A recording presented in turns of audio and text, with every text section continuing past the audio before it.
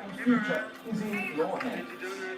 We're live to Key South East Seats and party headquarters for your most comprehensive election day coverage.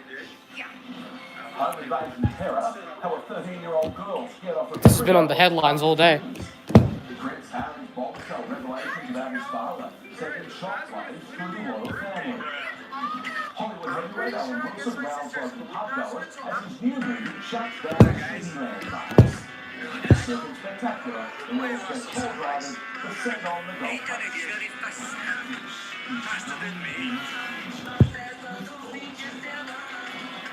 Good evening. After 5 weeks of crisscrossing the country for Anthony Albanese and Peter Dutton, it all comes down to this.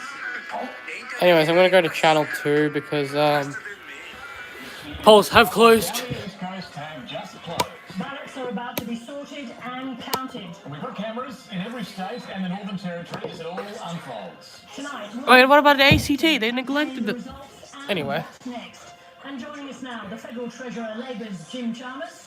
And the Queensland LNP Senator and former Assistant Minister James McGrath. Jim Chalmers, first to you. Great to have you both with us. Welcome. Thanks, David. I'm keen just to get your sense Polls have closed. of what you're expecting, what your confidence levels are, what your levels of concern are as well at this point. Well, I think it's almost universally accepted that the worst time to be a politician is between 6 p.m. and about 7:30 p.m. On election night, there's nothing left to be done. You're in the hands of the people, as it should be. Jim Chalmers' seat might actually be at risk considering how much Labor is hated here. So, yeah. If there are losses of seats, whether we can make up for them, primarily in Queensland, where we're from, but in Sturt, for example, in South Australia, maybe northern Tasmania. And so I think whether we can limit those losses, I think there will be seats changing hands in both directions tonight, in all directions tonight, the Teals as well. So whether we can limit our losses, particularly in Victoria, and make up for them elsewhere, particularly Queensland. James McGrath. It's Tulay versus Dilay in 2020 in the electorate of Fowler, New South Wales. I think when everybody goes to bed, too many seats will be too close to call. There is a high soft vote out there still, and there are just a number of really unique and different contests across the country. Dandenong South polling is counted. It's rare for governments to lose after one term. It's only happened, I think, 90 years ago was the last time in 1931. So we'll be not just beating Anthony Albanese, we'll be beating history if we get there tonight. But it is... And by the way, that is a Liberal guy talking. It's a goat track. There's lots of billy goats on it and lots of rock slides.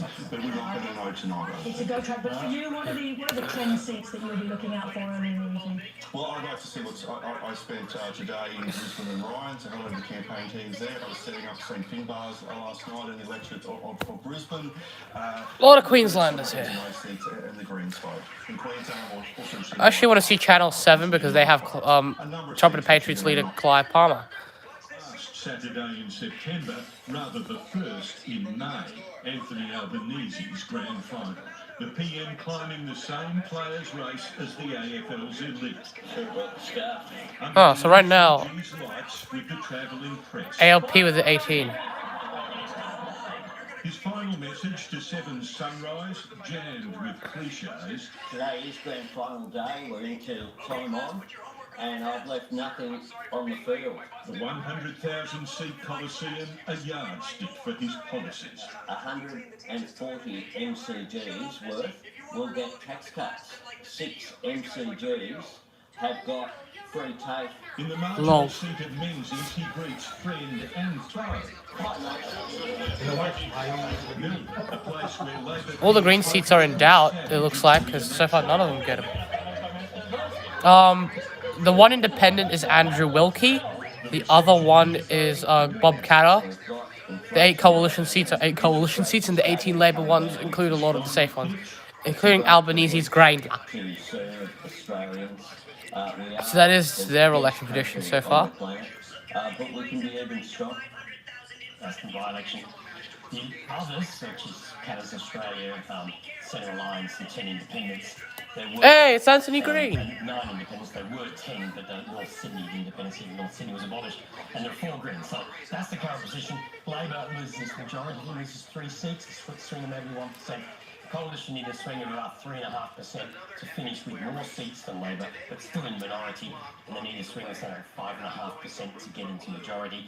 What I would say is that it's a bit hard to talk about uniform swing these days when one in 6 seats is not a two-party contest. If either side loses or gains seats to crossbench, and how many seats they need to win to get to potentially be in government or to lose government, that's affected by how many seats go to the crossbenchers. So we're not just looking at the key marginals of this election, we're often looking at... Hello, it's the only one watching me. Rip. Thank you very much, and we'll head back to Anthony as we start to see figures reported. Reported with us at the big board now is Jeremy Fernandez. Jeremy, what are some of the key seats that we'll be watching tonight?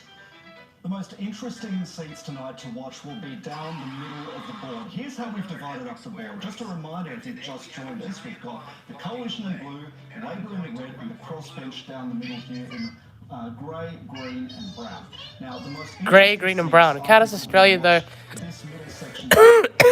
Sorry, Canada's Australia Party, though, is a dark red, but I guess brown was done for colour contrast's sake. in modern Australian political history. But it's time to say goodbye to the 47th Parliament of Australia. This is how it was. It's time to wipe the board, and as we go through the night, you'll see these squares individually being filled in. It'll be interesting to see which seats go first and how they're spread. Oh gosh, I'm actually quite nervous for this one because it's either going to be anyone's race at this stage. It could be Labor getting a 2007 style victory. It could be Dutton it could either be Albanese getting a 2007 style victory with 84 seats, or a coalition victory like Peter Dutton, or it's a hung parliament. Like, that's the three possible possibilities. And you know, like, unlike every other election in Australian history, I don't think it is certain who would win. Okay, aside from 2010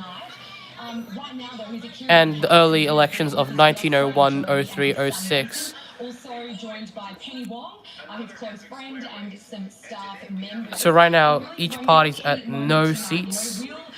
He received the call from Peter Dutton, or will he be forced to make that call first? Scusi, I've been on the campaign trail with him for the past week. It has been a frenetic, chaotic, high-energy campaign.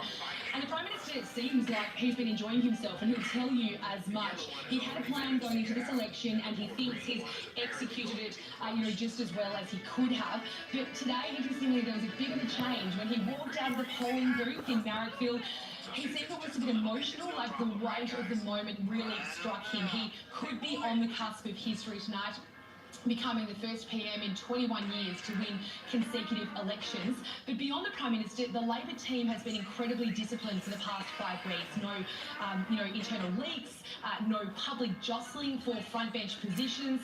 And I'm told that it's because they are totally scarred by the 2019 election. The polls might be pointing to a Labor victory tonight, but no one will believe it until they see it. Yeah. Thank you very much, Jane. The Labor lost in 2019 to the I've always believed in miracles man, aka ScoMo. So there you go. About their pathway to power tonight. Well, I guess the first thing is that Liberal HQ is in New South Wales, but since Dutton's a Queenslander, that's why the HQ is here. Early votes, they're definitely a flatter Labor. However, they are expecting a bit of a course correction later on in the evening.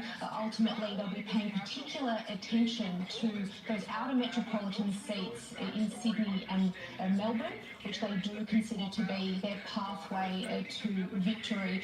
Ultimately, they've downgraded their expectations substantially since, say, February of this year. What they want to do is really drag Labor into minority, and they are looking to pick up about 10 seats. They're also hoping for a couple of Labor upsets too. Particularly, they want to win the Heartland, or Labor Heartland seat of Werriwa in New South Wales, which was the former seat of Gough Whitlam, Prime Minister. Indeed, Mark Latham too. No, but I'm completely fine. Let's go to Pablo Vinales now. Pablo, you're at the Greens function. We saw the Greens pick up 3 Queensland seats in 2022, right in the middle. Why did they put the Greens HQ there? It should be in Brisbane. Okay, that's where most of their MPs are from. In other parts of the country. Yeah, And thank you to those who are watching, as always. And retain those seats. It was an extraordinary election result for them in 2022. We've just had the Greens leader arrive here at this. Kind of like the Greens leader from the election of 2024 in the UK, where they gained 4 seats. And Labour won that election in the UK as well. Obviously, is to win a majority government. But for the Greens, they've actively been campaigning for minority.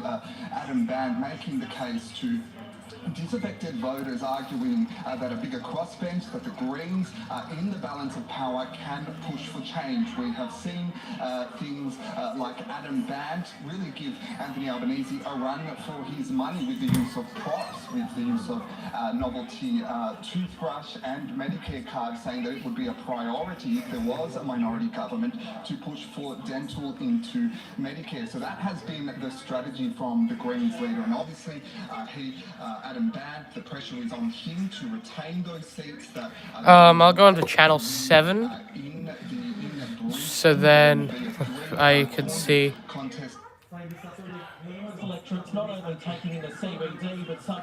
Yeah, nothing has changed so far.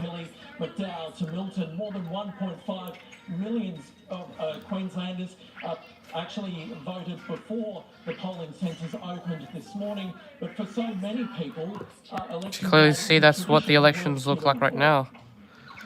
At Enoggera, voters queued to have their say and a snag. No sauce, no onion. This is everything. At Nundas State School, democracy has No sauce, no onion? sweeter.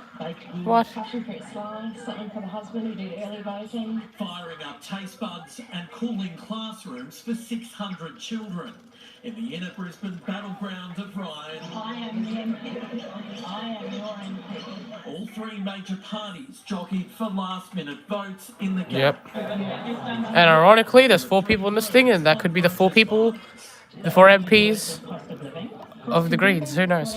Family, trying to get a few bucks saved. The LNP had a stranglehold on this seat for more than 70 years, until Elizabeth Watson-Brown's shock win for the Greens in 2022 by just 5,000 votes. We are really, and I would argue, the only voice for real people. Now in the mission to unseat the former architect, battle lines are drawn. The current Greens member marketed herself as a mainstream independent, and she's proved to be anything but. A lot of voters Wow. are saying they don't want this done. And they Wow. really want a believable candidate. The Greens are confident of returning Stephen Bates in Brisbane and Max Chandler Mather in Griffith. At an Enoggera polling centre, anti-nuclear activists turned up with an inflatable drum, hazmat suits and a clear message. We're feeling so optimistic about our chances of holding all of our seats here in southeast Queensland. In Dixon, voters are deciding whether or not to unseat the potential Prime Minister. Labor's Ailey Frank. Please do. I want history being made. Leader Peter Dutton. It was a final wish of her young son who died of cancer. Oh. Can't answer a question properly. His policy. Oh, that's Ali France, the Labour candidate for Dixon, which is Peter Dutton's seat. Got to pick the best of our bunch, I suppose. Leichhardt in the state's far north is another seat to watch. The LNP's Jeremy Neal head-to-head with Labor's Matt Smith, hoping to keep the retiring Warren Inch's electorate of 26 years blue. It's always been a close seat here in Leichhardt, and I'm not Warren Inch, and I'm very new to a lot of voters. A record number, about 40% of Queenslanders got in early, perhaps eager to put the process behind them. I'm glad we're not in America, where they play politics for 4 of the 4 years. As we wait to see what our parliament looks like for the next 3. Ding, ding, ding, Michael ding, Hammond, ding, 7 News. Nats Levy is at Wollongabba where the Greens are gathering. Nats, they're hoping they've done enough to retain those 3 southeast Queensland seats.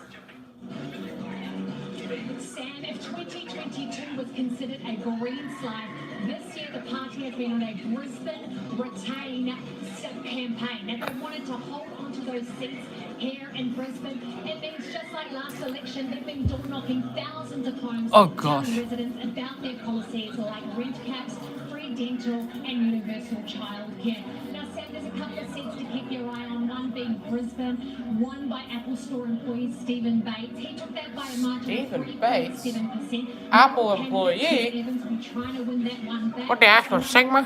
Anyway. Elizabeth Watson Brown and Ryan. She ended 21 years of Liberal dominance by a margin of just 2.6%. Now the Greens they've gone hard on being a party for renters, appealing to those that have felt left behind by the property boom.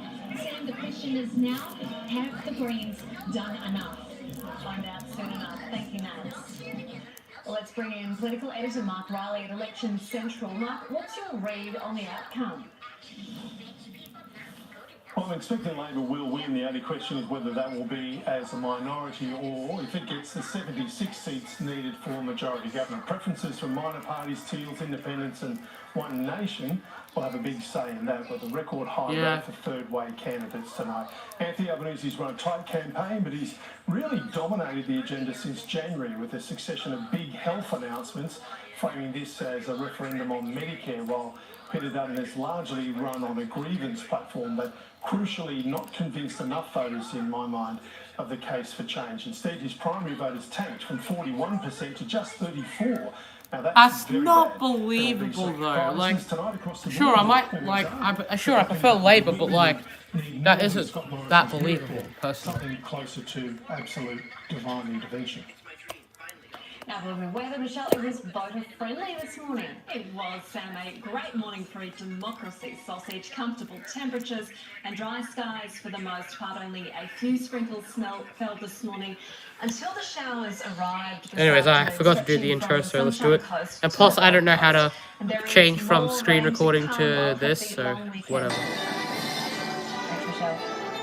We should be home alone for 2 minutes, and then this. A great team screen seen intruders running in Rochdale. That's next. How Aussies abroad have cast their vote this election day. An emotional Prince Harry opens up on his rift with the King.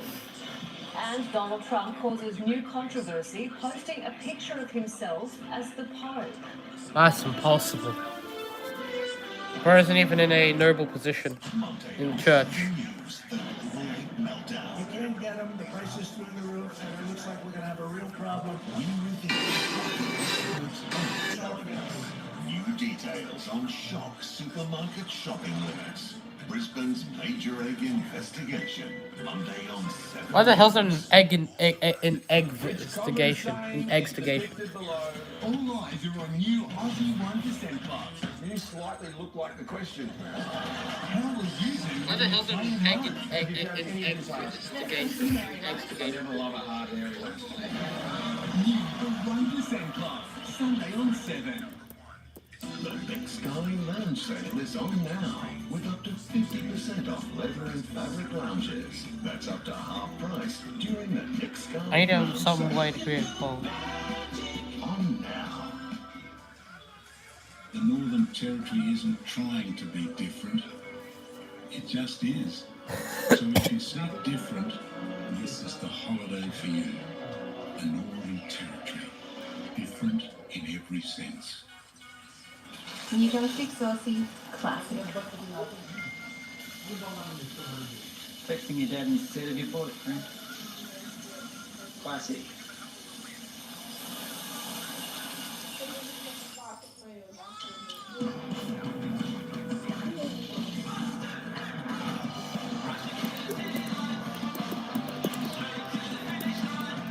Why just get in the zone when you can own it? Own the zone with Barocca. Go Harvey Norman Australian-made month. Okay, I see what I did. Australian-made bedroom furniture. Don't miss great value deals across our entire Australian-made range. Plus, receive bonus standard local delivery on selected purchases over $9.99. Support Australian-made. Go Harvey Norman now. The Plush Sofa sale is on now, with up to 40% off selected leather and fabric sofas.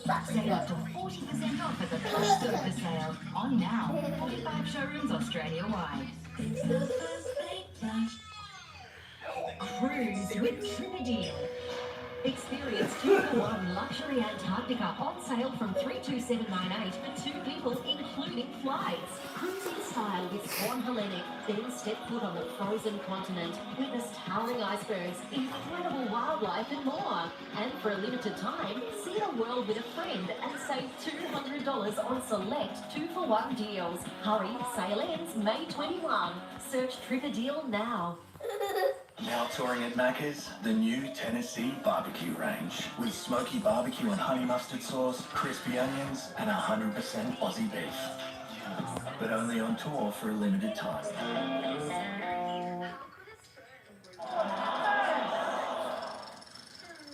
Dove Men Plus Care helps neutralise odour-causing bacteria that thrive on stress sweat. Get comfortable with uncomfortable. There you are. Upgrade to 72-hour protection with Dove Men Plus Care. They might be a long way from home, but many Australians around the world have had their say in the federal election. Tens of thousands of Aussie voters living, working or holidaying overseas have cast their vote. It's the first time a polling booth has been set up in the Maldives, along with the Indian city of Kolkata and the small Pacific country of Palau. A 13-year-old girl has been left traumatised after 3 masked men broke into her house while she was home alone. But she was brave, the teenager driving the armed intruders away with spine-chilling screams. Faces covered, casing their innocent target. Smashing a front window, one goes inside the Rochdale home. Seconds later, the trio bolts into a waiting stolen car. They've disturbed a 13-year-old girl home alone, bold and brave enough to chase them out with a blood-curdling scream. What the hell? Her mother had left only minutes earlier to take her younger child to swimming lessons down the road. It's very unusual. We either get them early in the mornings or maybe about 3 a.m. The estate has paid security, but residents say it's not enough. It's been building for a while. There's been suspicious activity, an increase, probably we're verging on maybe 12 reports a week. The local Neighbourhood Watch plans to increase its patrols across this estate and the entire suburb, doubling their number of volunteers overnight. These criminals somewhat sophisticated, so...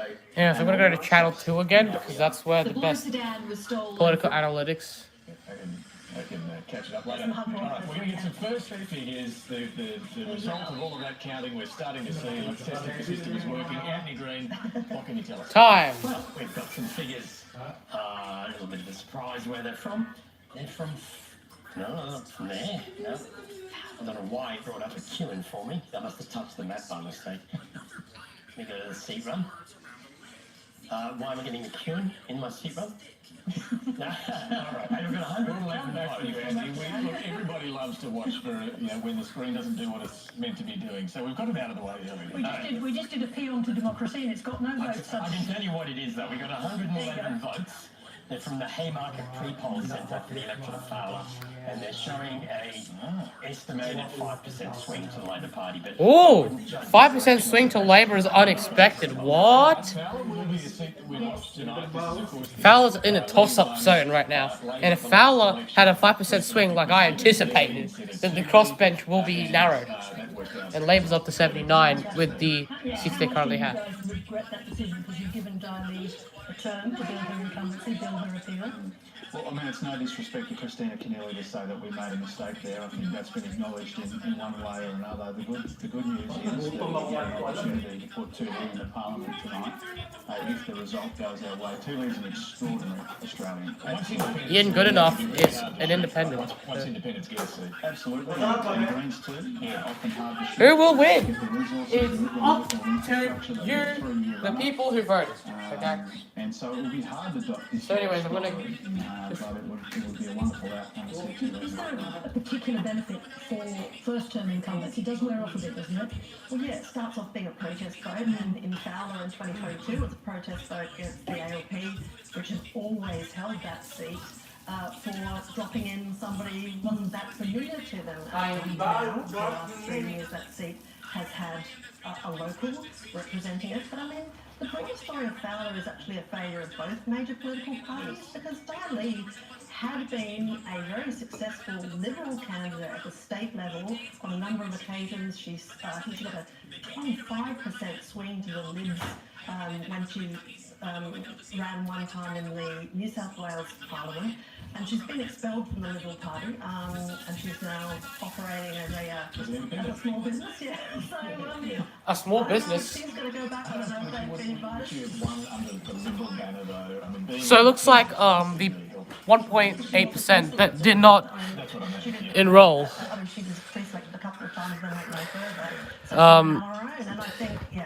Did not enroll. Okay, yeah. Okay. Fair enough. There is a declining stock of Does anyone see the poll? that either party can take for granted and think they can just shove someone into. And that's what we are learning. I want to see any changes on other channels like Channel 9, Channel 7, all of those other ones. The Greens also on the attack. Adam Bant pitching promises in his own It's this guy. crusade. We are now within reach of getting dental into Medicare. Mr Albanese heading back to As home if base minority in government Melbourne exists. to mingle with those who That's humour. I voted for him, and then Albo's just like, Toto getting caught up in the scrum. Handing it over to the people. It's now up to the people. We'll wait and see what the Sally Sato. The PM making one final stop on the travelling media bus. You know, this seat can't be taken for granted. And awaiting his fate. Amanda Cole, 9 News. The opposition leader spent the afternoon at Magic Round, spending time with family, before switching his attention to a more personal... I'm always gaining and losing 5 people when it comes to the viewer count. Getting as many marginal seats as possible, ended up in today, focused on just 11. That's literally less than 50%. Surrounded by supporters and But it's still a lot, though. the Liberal leader backing his hometown. As Brisbane goes footy mad, Peter Dutton hoping for magic at the ballot. Thank you. I think a lot of quiet Australians have come out today to support the coalition and looking forward to... Not real. I don't know. Maybe not. The Lodge, a race through 52 crucial seats, making up 1/3 of the country. Australians have seen through a bad government, and I'm confident that Australians can't afford 3 more years of what they've experienced. As he enters the final day behind in the polls, Peter Dutton looking for a pick-me-up with a speed date style cafe blitz in the city of Melbourne. We have to think about the something about the childcare cost for me. Key seats and key issues from cost of living to crime. There is a lot of pain out in the community. Sky News. Really hurting. The coalition's campaign Goofies. has been built around one question. Are Australians better off now under Labor than they were 3 years ago? While Peter Dutton is confident of a victory, the question is whether he has done enough to convince voters that he has a better offering. As a voter, I care about stability. Hello, how are you? Good to see you. One final petrol station Hello. pit stop. Take 25 cents a litre off your petrol. Queuing up for what could be a long night ahead. Claudia Donja, 9 News. Okay. It's not just Australians on home soil who've headed to the polls. Now, by the way, that's my brother. Using my dad's account to type, "Hello, brother." Hello, my brother. London.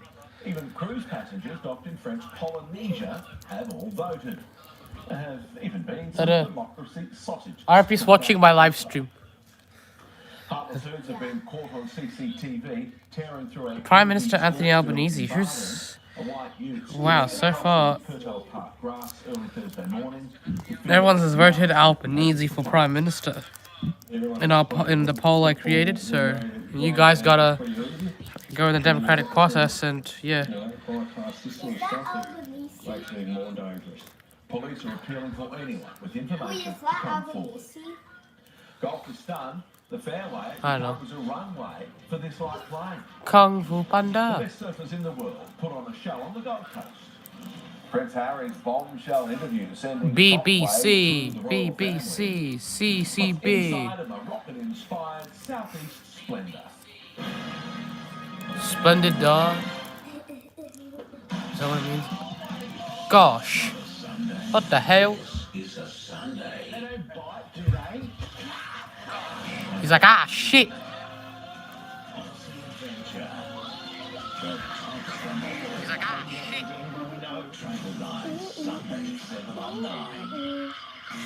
Thank you, He's Queensland. Anthony Albanese.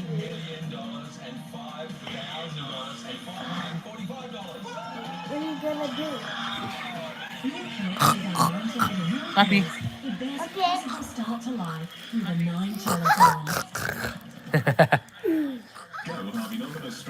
Happy, please. Can you please move?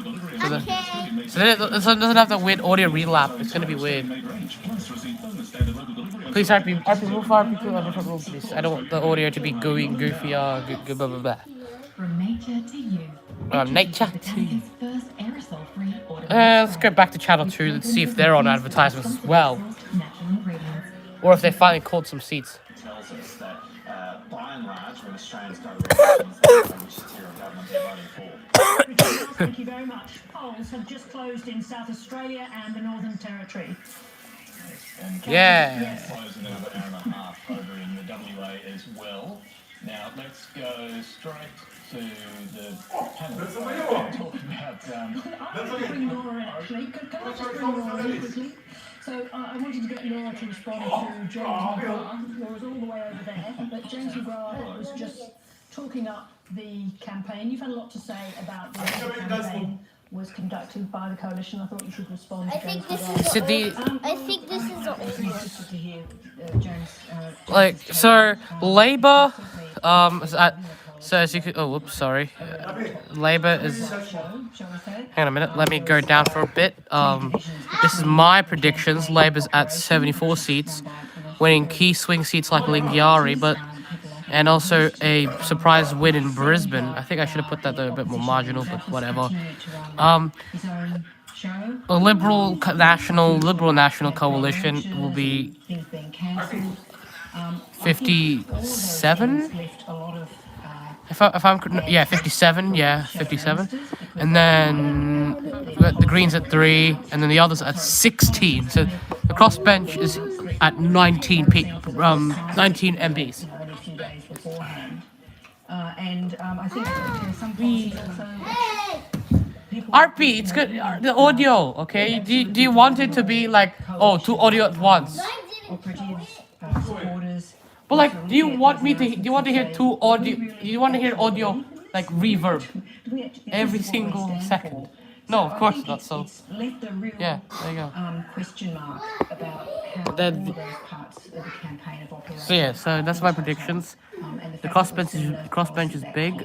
Labour would win key swing seats, but they'd lose a couple others, and also South Australia actually looks to be a lot of Labour. So Labour might genuinely have a win here because this. Do you want to defend that campaigning once more? Yeah, of course I'm going to defend it. And as James Patterson said on 7:30 last night, in relation to work from home policy. Let's go back to Channel 7. Is made and that policy will. This wave in front of his home crowd. Nah, nothing there. Even better. The best surfers in the world to the Sunshine State. No, nothing there. Nine. That's from that. The sun and surf just turning it on. 10. Burley is breathing So 10. Does Channel 10 have federal electoral coverage? Hard for people. As a government, over the Yes. last 3 years, we've tried to provide a meaningful and substantial Coalition ALP other. pressures that people were under. Yeah, so far no one's at anything. So far everyone is at 0 seats. That's your winner, guys. 0 people. To keep moving forward with that very substantial and ongoing. And yes, I am scrolling through every single channel possible to see what they have, what their opinions are. In the Liberal Party has for around half a century, and we've seen Anthony Albanese there Still undecided seats. I'm shocked. I guess I'll just wait until the end of the hour. So 7 p.m. Well, Richard Miles might say state issues might not necessarily play in a federal election. But very much been leaning on Peter Malinowskis. You guys can just chill for now. Securing a cert, as you say, David, for the first time in more than 50 years. I spoke with James Stevens, the current. Especially my parents back Labour, I'd back General Rennick People First. Or One Nation. I know that sounds cursed as being a Filipino and her saying we're being swamped by Asians. But, you know, I don't care, okay? I don't care about the social policies, okay? The only thing I care about is the economic policies and every other type of policy that isn't about socialism. And that thing that is laying across the entire campaign in South Australia, the continued popularity of the state government led by Peter Malinowskis. He has been front and centre at many opportunities through this campaign as they do try to win Sturt for the first time in more than 50 years and also hold on to the marginal seat of Boothby in And that's the crossbench size, 19 people. That Labor managed to prove for the first time at the 2022 election in more than 70 years. Now, it's a different contest, though, here in 2025, with Louise Delacoste, the Labor MP, being challenged by Nicole Flint.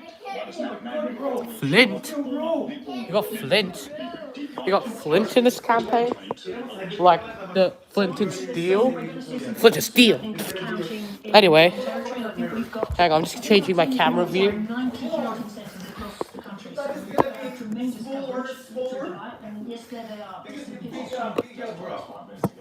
Oops. That the two seats there, of course, Lingiari and Solomon are going to be really interesting to see how both of those play out. But speaking of independence again, Annabelle, and perhaps some surprise or wild seats we might need to keep an eye on tonight. What do you think?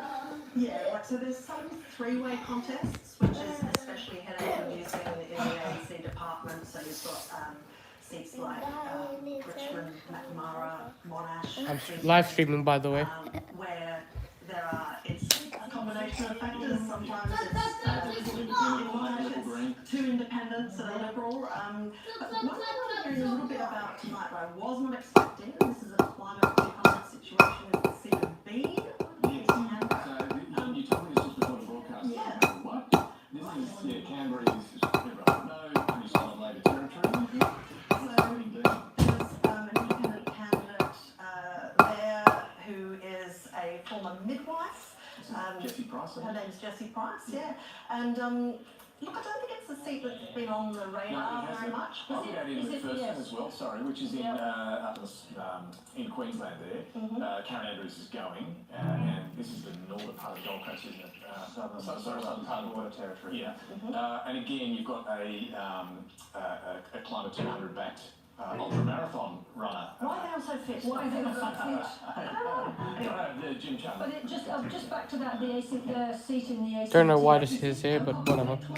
Gets the mention. I mean, there's not really all that much more for the Liberal Party. The one guy who voted says Albo. Can we get a few more Dutton voters here, please? We don't have enough. Another thing we'll be coming back to. Oh, I don't know. Get the leaders, okay? I don't want either to be prime minister with majority. So, yeah, there you go. Interesting one, and I don't know. I can't explain this beyond the fact that Canberra is elevated in mood at the time. Well, yes, I think the David Pocock effect, living there in Canberra, you did pick up the vibe. He's a very popular politician. He's in the Senate, but anyone who's aligned with him, we saw him do very well, or his allies do very well in the territory, the ACT election. So that will be interesting to see. I think the others two won, where Glenn is under a great deal of pressure.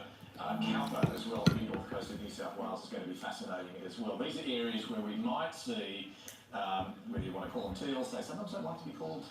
Sometimes they are other shades, David. They are community. I just call them the grey independents. Fact checker. Tim Wilson has messaged to say. Wilson. So the Labor candidate is waiting for the written results to come in. He's saying 1913. because the 2 seats you mentioned all were by-elections. So you're comparing like for like. That's what I had in my head. Yeah, so I know for the Conservative side. Can I say something? Isn't this big game of political trivial pursuit? 0.02% in Deakin. Yes, I want to pick up on something I agree with that James said at the start and David just touched on. The reason I think that the headline national opinion polls are almost completely useless this time around is because there are sort of half a dozen different kinds of contests. You've got, as you just said, national versus independents in places like Calgary. You've got Liberals, you've got Labor Green,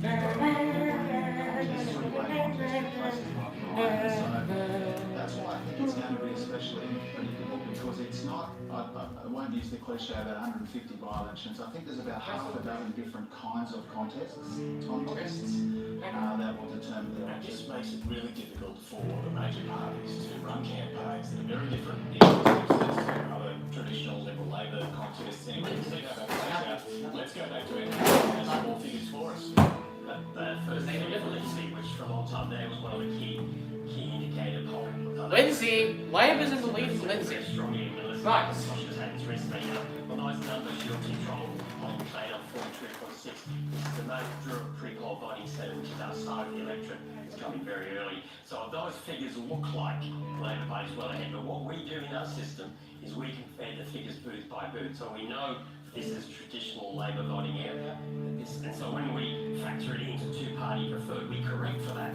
While there is a 3.7% swing to Labor, the Liberal Party are ahead. So while the Liberal Party look well behind on those numbers, on that one polling place's comparison, there is a trend to the Labor Party. That like if it is only one polling place, it is a pre-poll, it's outside of the district. But I just want to show that to demonstrate to people that what we're doing is correcting for those early figures. Sometimes when we get to this graphic, we're always showing you a corrected figure, so it's got the best available estimate of what's going on. Now the other thing I just wanted to say is, we have absolutely no idea what's going on in this electorate. Now just to explain that. Yeah, basically no one knows, including Andrew G. has been said several times as the national MP, Sam Faraway's new national candidate. Andrew G. resigned from the National Party National Party over the Voice, the party's position on the Voice, so he's been an independent since. Now, if I look at these votes again, Sam Faraway's ahead, he's only got 28%, it's only 3 polling places, so it's very early. Andrew G's got 26. Kate Hawke is an independent who finished second time to Andrew G. Now, that count, I think the Commission is doing national versus independent tonight.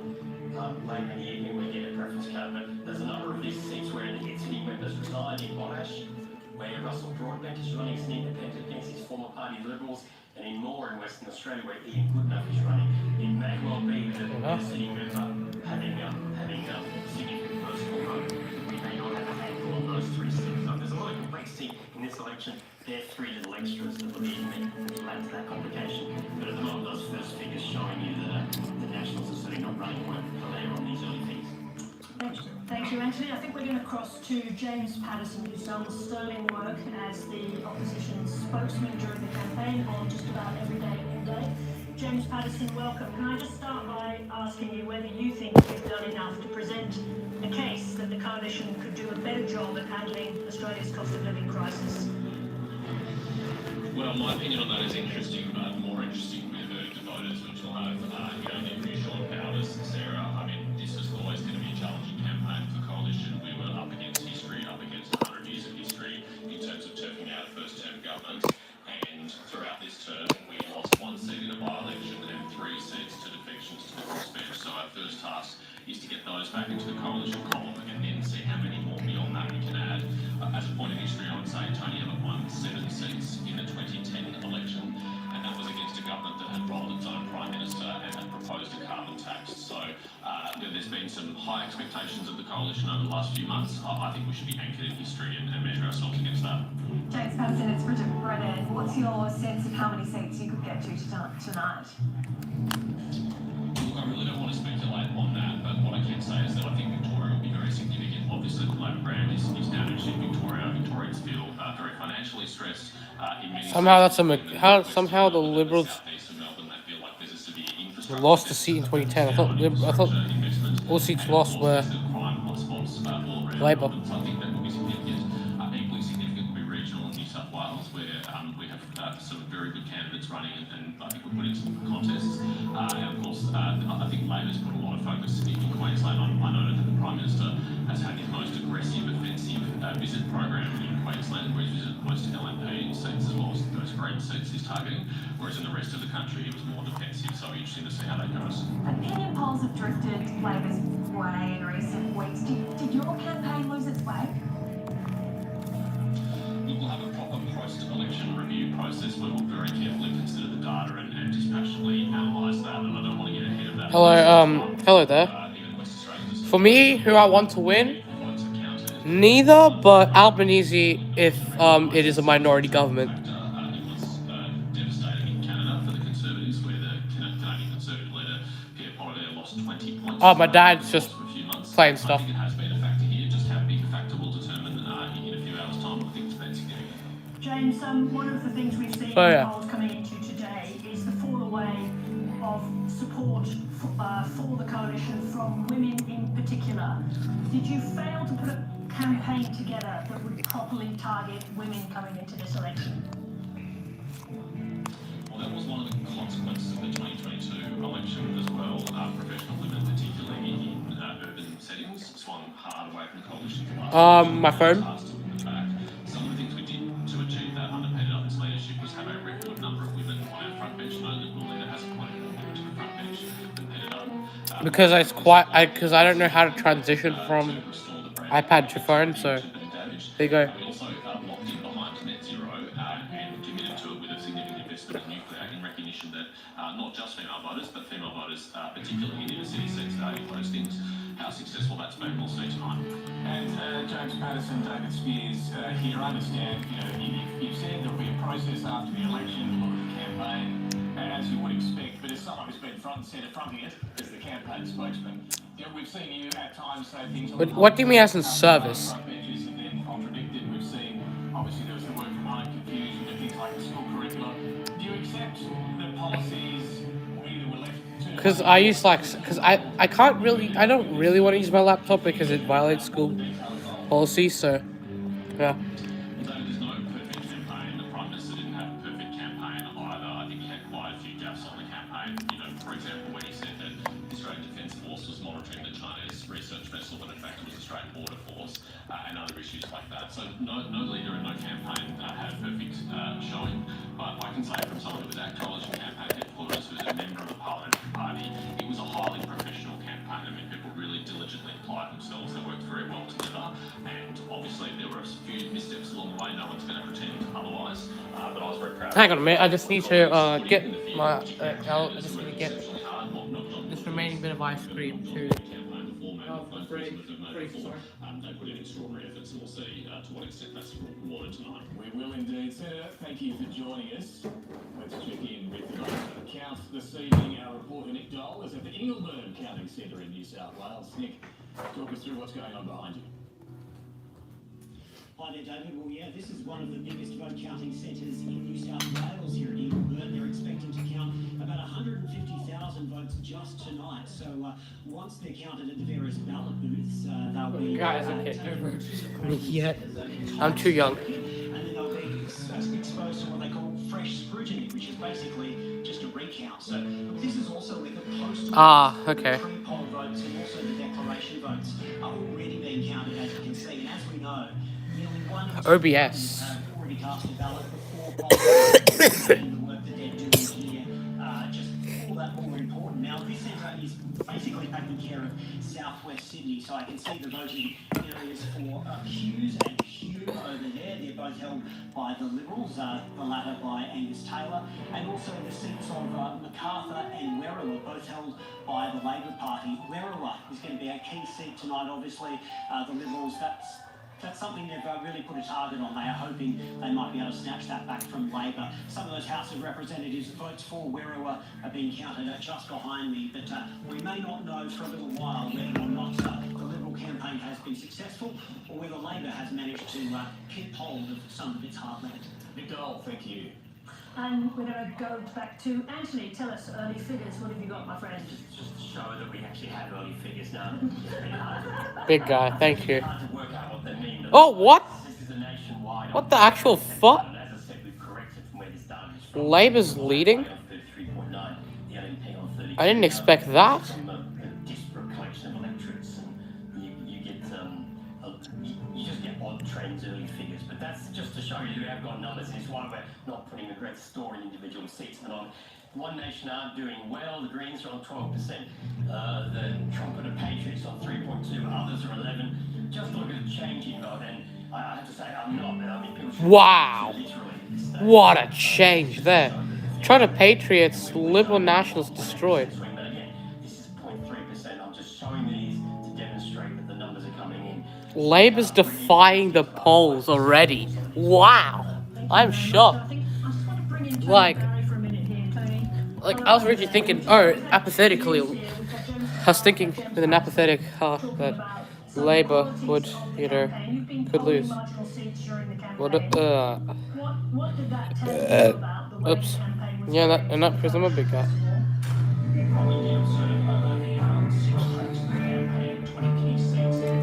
Yeah, Labour's gotten a swing towards them. 1.3. 14 Labor seats and 6 Liberal seats. There's a 1.3% swing towards Labour. 1.3 towards Labour. Like, people should be dissing Labour, and yet there's a swing towards them. Excuse me, what the actual fuck? Like, what the actual fuck? And then Coalition just got decimated. They got sent to the Shadow Realm. So I think what we're going to see tonight is an increase in I think it's because of the moderate voters wanting, something that wasn't radical, that isn't radical. non-major party vote again. All right, I just want to bring in James McGrath there because there's been a lot of discussion. Obviously, We'll come stop. back to some of the bigger issues in a minute, but we've had a lot. There's been a lot of. Can you give me that, talk please? in the last several weeks about Please. the minor parties on the right and the flow back of their preferences. What do you anticipate? Do you think the flow of preferences back? Look at that. Banks. Labour's in the lead. Ji Soon. I think it'll be higher than it was last time. Traditionally, the One Nation. I'm hoping Labour could win, but that may not happen. 5%, depending on But, election, who knows? higher this time. Why is that? Is this the preference? Sorry, not a deal, we're told, but the reality is. We want Medicare. Yes, we want Medicare. But we might have to give me my water bottle, please. Far more than previous. One Nation get their support from Try to squish it. conservative right, Try to squish it out. conservative right, but Squish it. also the working class right. And so that's when you look at Yeah. differences. That sometimes Doesn't they don't look matter. one way, because that's the You're Shane Newman leading in Blair with 59.8. Wow. I'm Shane Newman, your federal member for Blair, and I nearly just won this bloody seat, Matt. Moving on. Please don't touch my water bottle, please, Opie. I think there's an ABC rebrand because of the fact that Anthony Green is leaving after this election. Give me Sadly. that. This is my toy. So yeah, there you go. Bruce. Julian Hill looks like he'll maintain Bruce. There you go. It's not my toy. Conceded, we're likely to see something like that, a stronger flow of One Nation votes back to the country. Andrew G. Ooh, that's brutal. Andrew G. Sweet. That's the point that Tony was making, and I do think the preference flow coalition, Please stop. especially Don't try to purposely annoy me. It's a bad thing. some of the assessments. Bad thing. You got a heart. A bad night. 1.4%. Wow. Labour's exactly on 34% flat.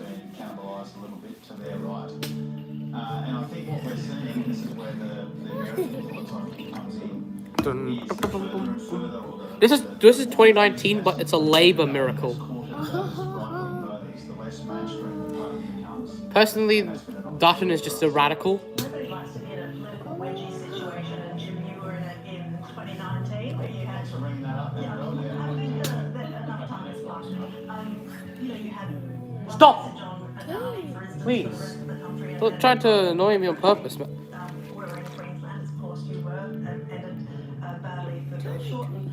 James, I want to ask you, Don't play around with it. Peter Dutton in a difficult position, having to try and hold on to the primary and stop it leaking to One Nation on the right, and then hold on to these inner city teal type seats on the other hand? But I think I touched upon it in my opening comments. The party, we have Labor. Clark, just give it to Andrew Wilkie.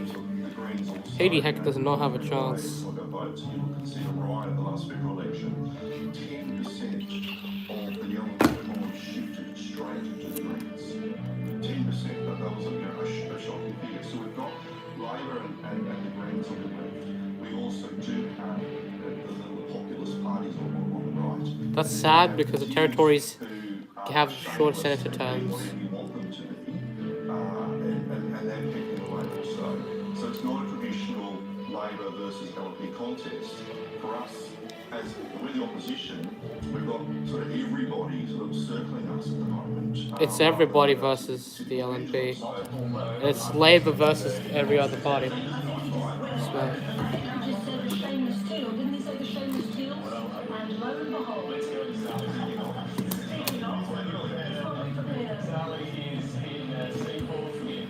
Fairfax looks to be a Liberal hold, but Ted O'Brien.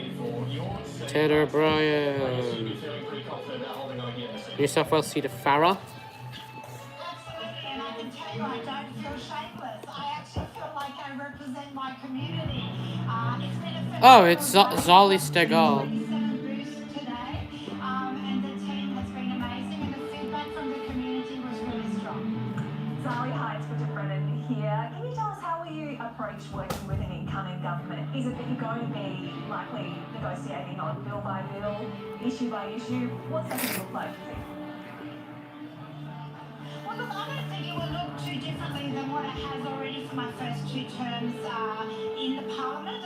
Oh, they gave a seat to the LNP and then they withdrew the seat. That's funny. I've passed Not. over 20 amendments to legislations, and I've been able to deliver for my community. So I hope there will be, I don't know what's happening now, but I hope I will be able to continue in that vein. I generally, as a barrister, I know how important it is for our laws to be well drafted. So the LNP's definitely won a single seat, more than Labour.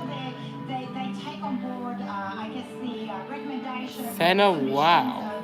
of experts. So But that's only 0.1% counted, so stuff could flip to the coalition out of nowhere. we pass good law for Australia. And do you still have influence if it's the majority government tonight? Maybe don't have your first name being Morrison. Well, I would say yes. I've already been in Parliament for 2 terms, and each time it has been a majority government. And what we've been able to do is build the social licence for the areas of policy where change is needed, in particular around climate risk and legislating net zero by 2050. But like climate isn't my main target, okay? Like what voters really care about is cost of living. Lee leading over Daly. The crossbench is getting squashed. Franklin definitely a Labour hold. But if the numbers are small, like if the numbers are closer to each other, then that means regional. That means the chances of some people winning the seat, then yeah, it's going to be quite looser. You can still flip. What's the sense in your electorate? Look, from my electorate, it's a bit harder to say. I think the Anthony Albanese completely destroys the Greens. has changed a lot. Since North Sydney was abolished, 1 in 3 voters are new for Warringah. It's about 36,000 new voters. So I think that will change things, and I'm really looking forward to seeing the result. It's really hard to get a sense of the whole country because RP, please stop. Get out of the screen, please. polling and all the commentary Thank you. changes depending on the area. So I hope there is more localised results where if an MP is doing a good job on the ground, they are likely to be able to resist a national swing. But the lazy MPs, I hope, are the ones to go. Zali Steggall, this is Sarah Ferguson. What conversations have you had with other independents about how you will manage together the prospect of minority government? Who have you spoken to? Look, I have often frequent conversations with some of my current colleagues that are up for re-election, but I've also been providing any advice I can to new candidates. Okay, the LNP is winning their safest seats. Point of view of the campaigning, handling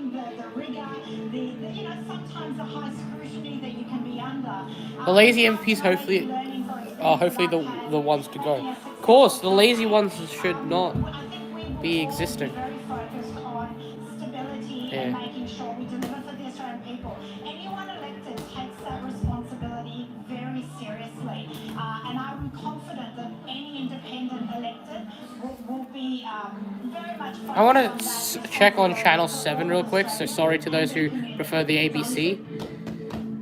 Forecast for the rest of the long weekend. Never mind, screw that. Again on Monday with 17 to 20. Scratch that.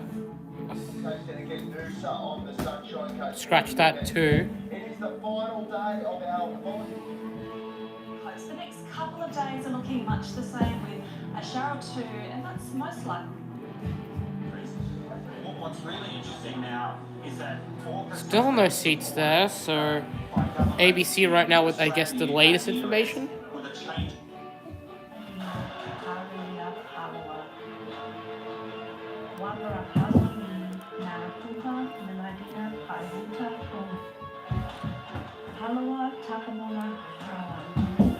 Seven. Let's just go to 7 at this stage. Oops. RP move, please. Thank you. Let's go back to 2 now. Votes counted is about to pick up from here.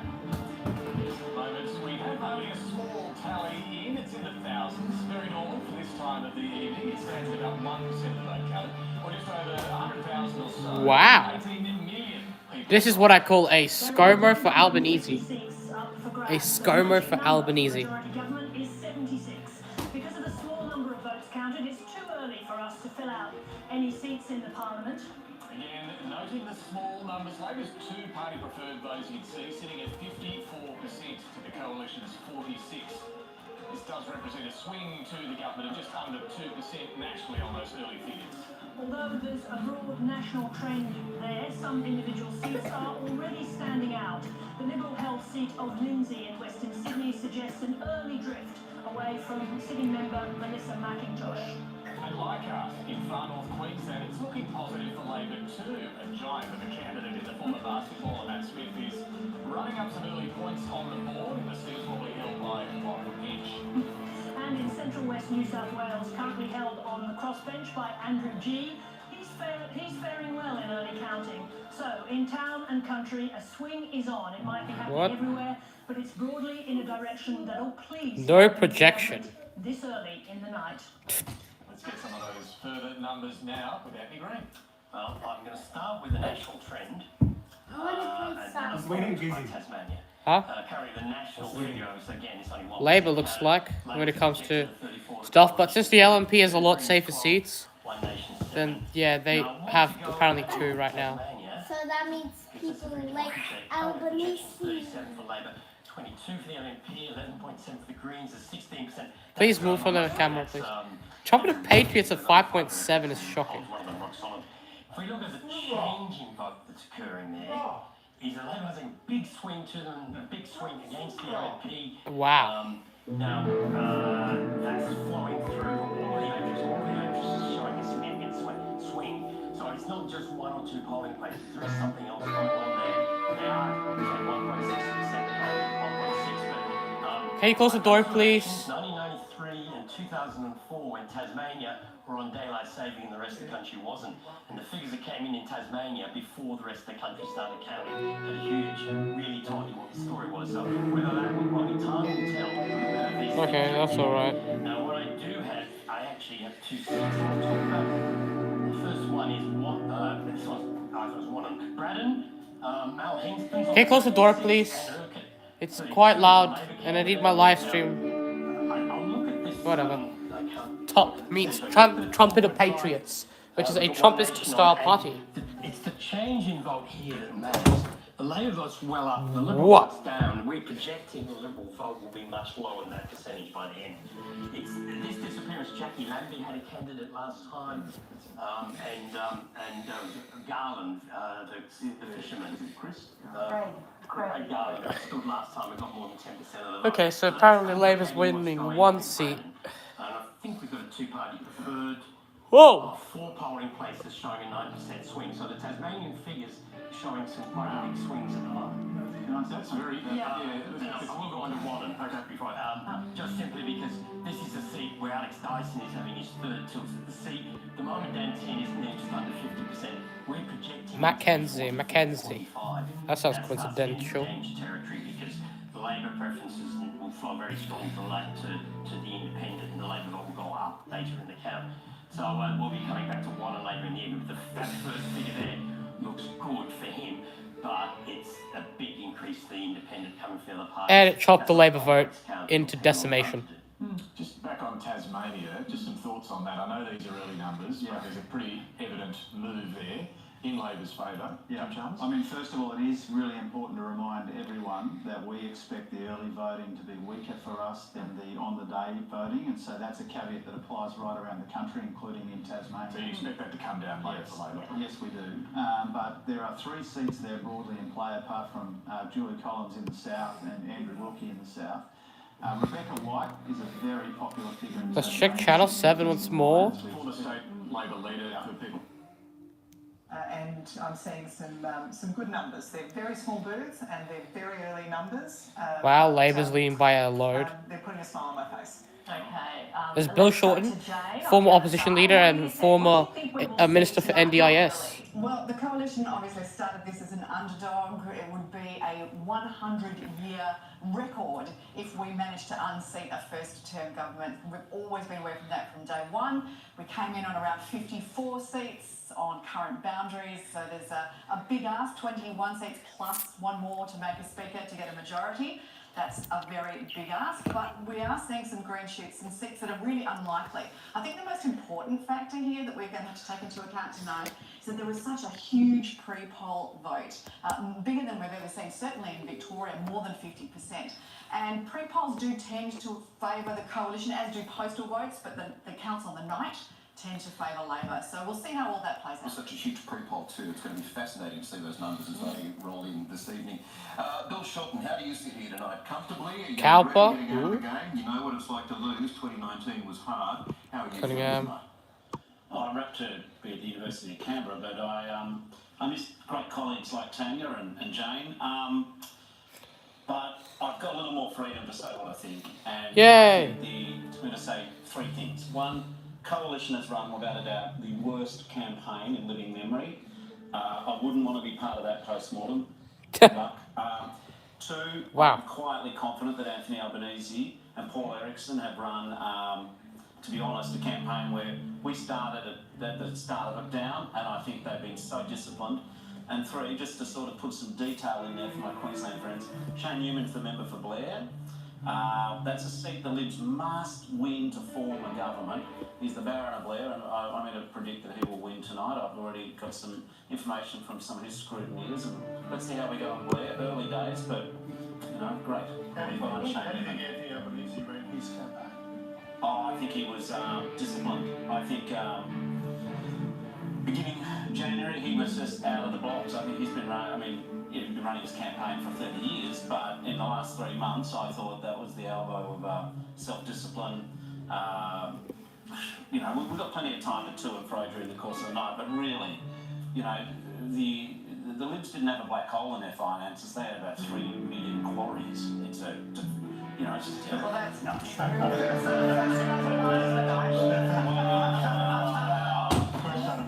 You're willing to spend money on defence, but you couldn't tell us what on. You just said, hello, you know, the sort of the Simpsons of politics are here. We just want to spend money on defence. Like, people aren't done. They can work out just stuff bit. And if the defence policy was so good, why didn't you sort of serve it up like an after-dinner meeting, you know, 2 minutes to dinner? Maybe you guys were so good. Why aren't you Prime Minister, Bill? Oh, okay. So I tell you what, Jane, I would do better than Peter Dutton will tonight. There's Tooley, Diley, who by the way, not siblings. They're bitter opponents.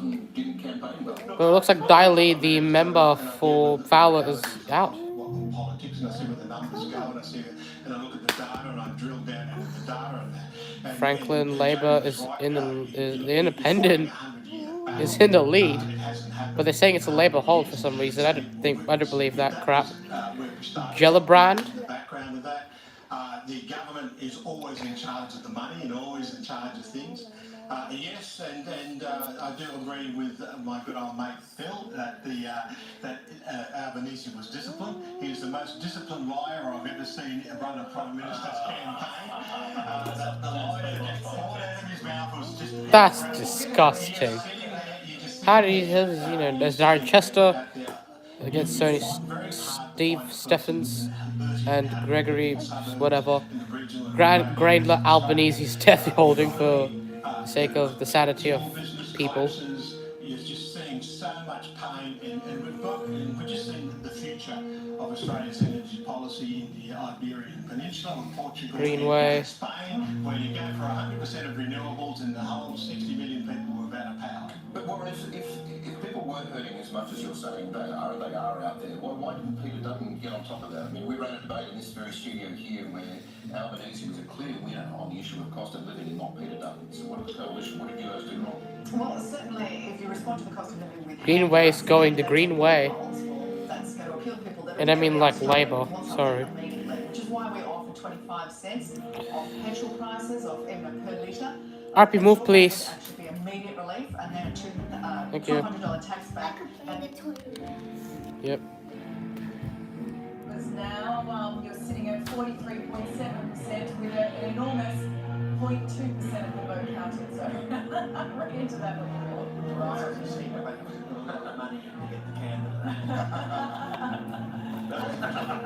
It's this guy.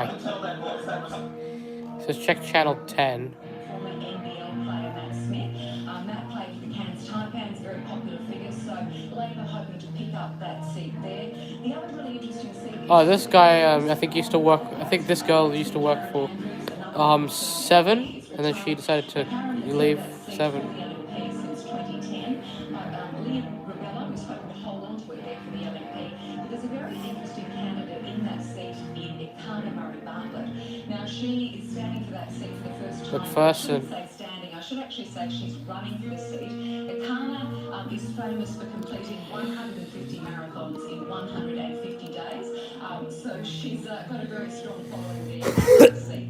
So a lot of things happening here in Queensland, Sandra. There are 11 marginal seats in this state, so a lot at play. I know Peter Dutton, he started the morning with a cup of tea. I reckon he's probably moved on to something a little bit stronger now. 1 Labour seat, 10 LNP seats. That's how many. That's the marginal seats there. Queensland, Sharon, terrific work. Thank you so much. We want to travel south now to another key state in this election battleground. Jessica Maggio is standing by in Kooyong tonight, previously a blue ribbon Liberal seat. But this election, it is one of the key battlegrounds for our TLMPs that were so successful in our last election. Jessica, the Teals are hoping to finish tonight bigger and stronger, but the campaign... And yes, if you're wondering, that music, that's my dad playing stuff, and yeah, there you go. We have Fiona Phillips battling with Andrew Constance. There's a lot happening here. We've got 18 polling places, 6% of the opportunity.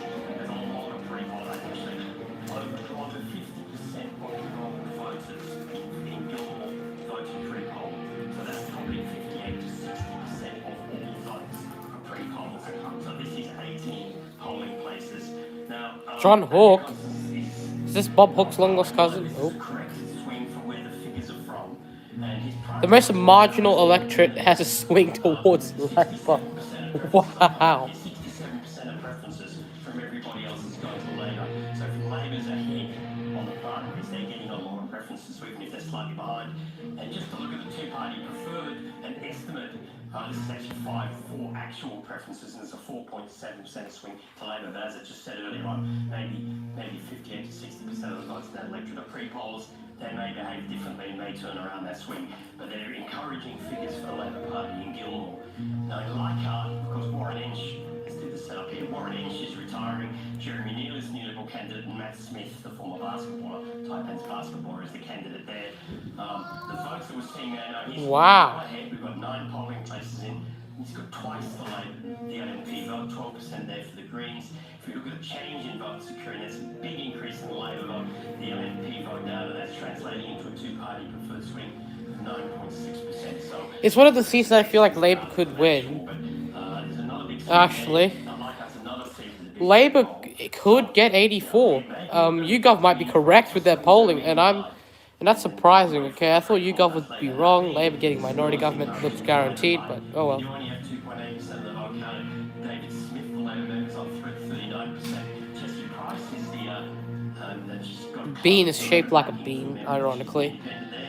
The Liberal Party have directed preferences, recommended preferences for the independent.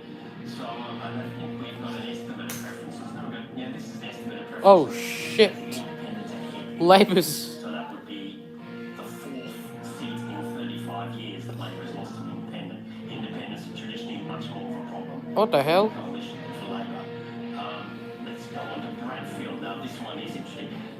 Your 3% candidate, Giselle Capterian, the Liberal, it's the new Liberal candidate replacing Paul Fletcher, which would be set up. Paul Fletcher is the retiring member. Giselle Capterian is the Liberal member. Nicolette Buller is running for the second time in that electorate. If you look at the first preference votes there, as you can see, the Liberal vote's only 39%, and that puts them in a great deal of danger. In fact, continues they're in a great deal of danger in that seat. The change in vote there, the securities is corrected from where the figures are. 9.3% swing to a Labour pro kind of thing. To Nicolette Buller, but at this stage, we're not calling that seat, it is only 3%. At the moment, that's what we're seeing. Now, another seat which is not looking good for the Labor Party at the moment is Franklin in southern Tasmania. Julie Collins, the Agriculture Minister, is the sitting member. Josh Garvin is the Liberal candidate. Peter George is the independent former ABC foreign correspondent, and he is in the Middle East. And he's dealing with salmon farming in southern Tasmania as his big issue in this electorate. And let's look at the votes here. As you can see, we've got 7 polling places in. He's got 32%. Julie Collins, 31%. The Liberal, 15%.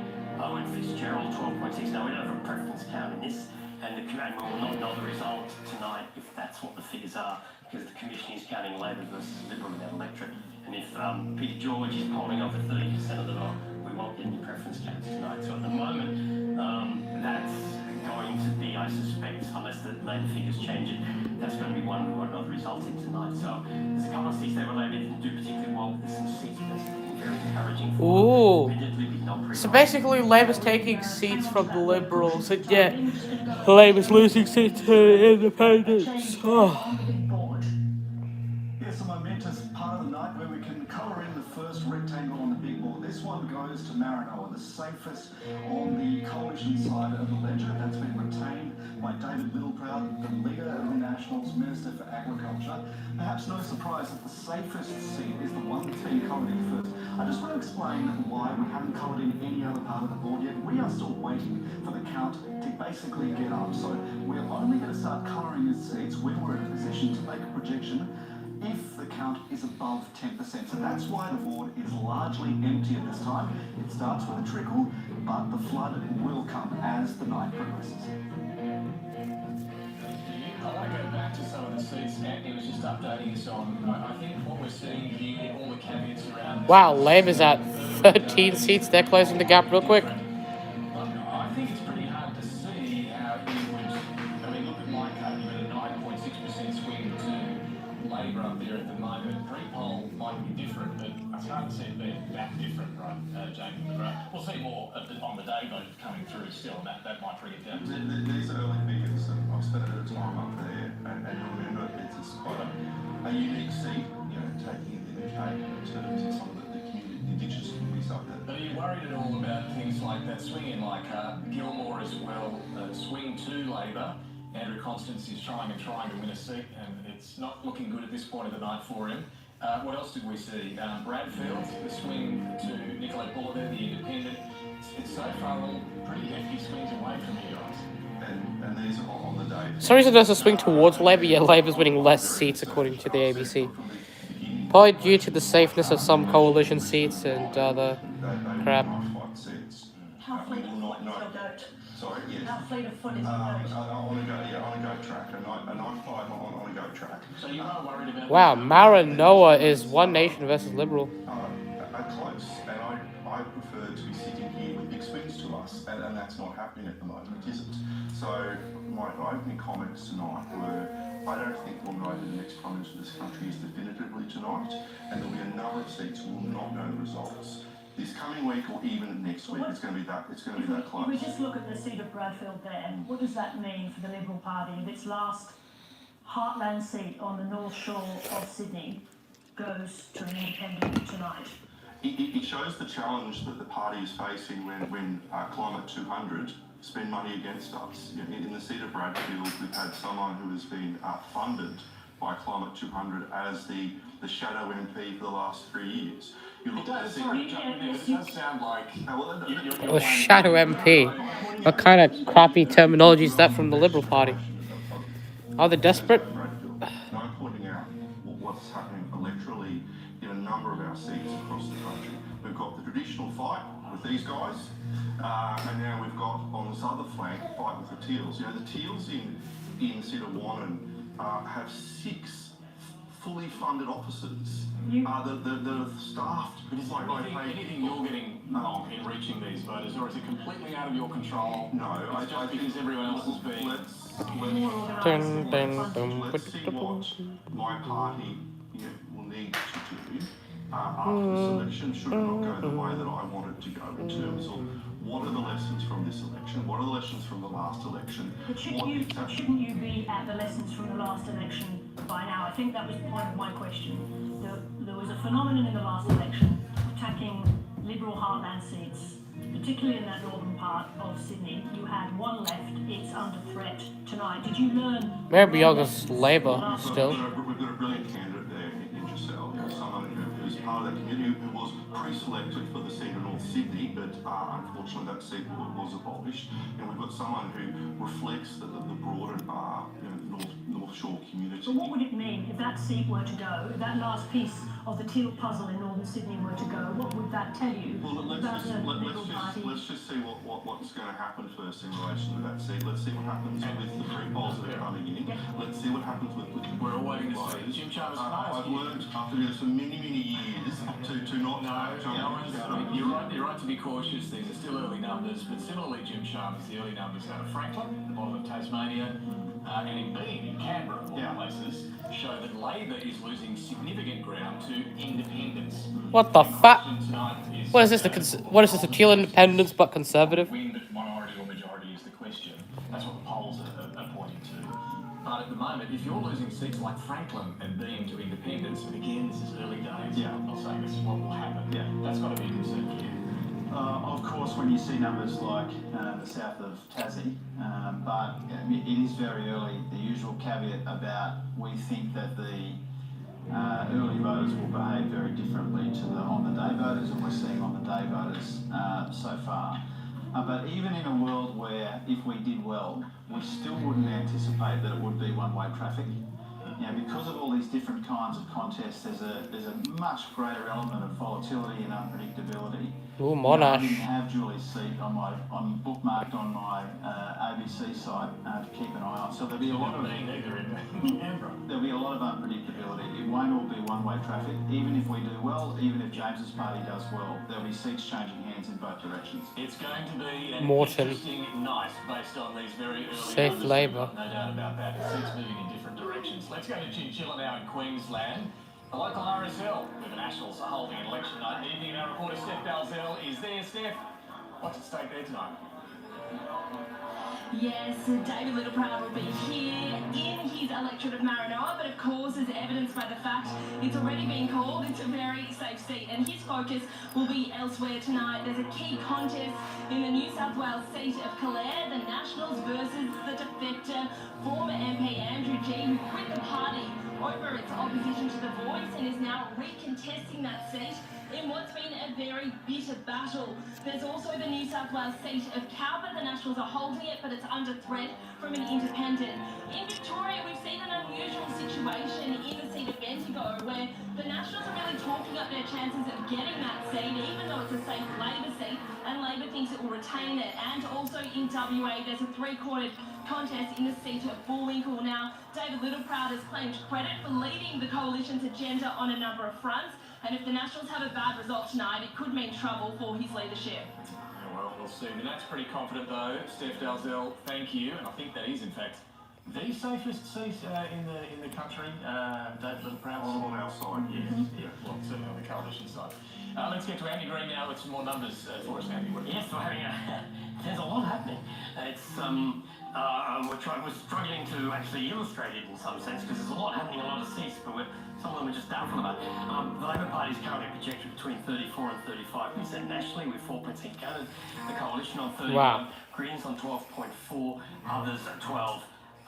Now the change in votes since the last election at the moment is Labor's up 2, the Coalition's down 4. And the two-party third swing is 3.1% with 4.6% counted. So we're seeing a lot going on. I just want to I'll do Queensland as the state figures first. We need to go to this one first. What? The Labor Party's projected to 31, the Coalition at 35, the LNP in Queensland 12.8 for the Greens. If we look at the change in vote, the Labor vote's up, the LNP vote is down, others 2.5.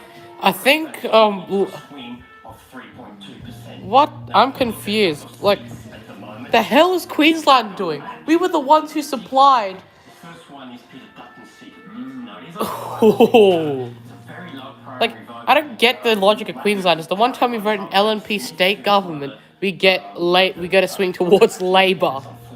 This is stupidly ridiculous. Look, the change in vote in those polling places, a big drop Wow. in the LNP vote and a rise in the independents. And I think, yeah, this is... Oh my gosh, Peter Dutton could lose Dixon. Swing now is 5.2%. But this is the sort of swing we're seeing in every seat at the moment. Is Petrie, 8.2% counted. Oh my gosh, Labour, what? How the hell did Labour do this? Labour's defied the polls. Long-serving Luke Howarth is quite a surprise. The change in vote there again. What on earth is happening? Is this supposed to happen, people? Swing of 6.8%. Labour's just gaining seats in northern Brisbane. Well, that's with less than 10% of the vote counted, which isn't a great measurement. So, yeah, there you go. Big swing to Labor, you're of course you're surprised to see it actually occur. But that's what we're seeing at the moment. There's nothing which is looking particularly good for the Coalition at this stage.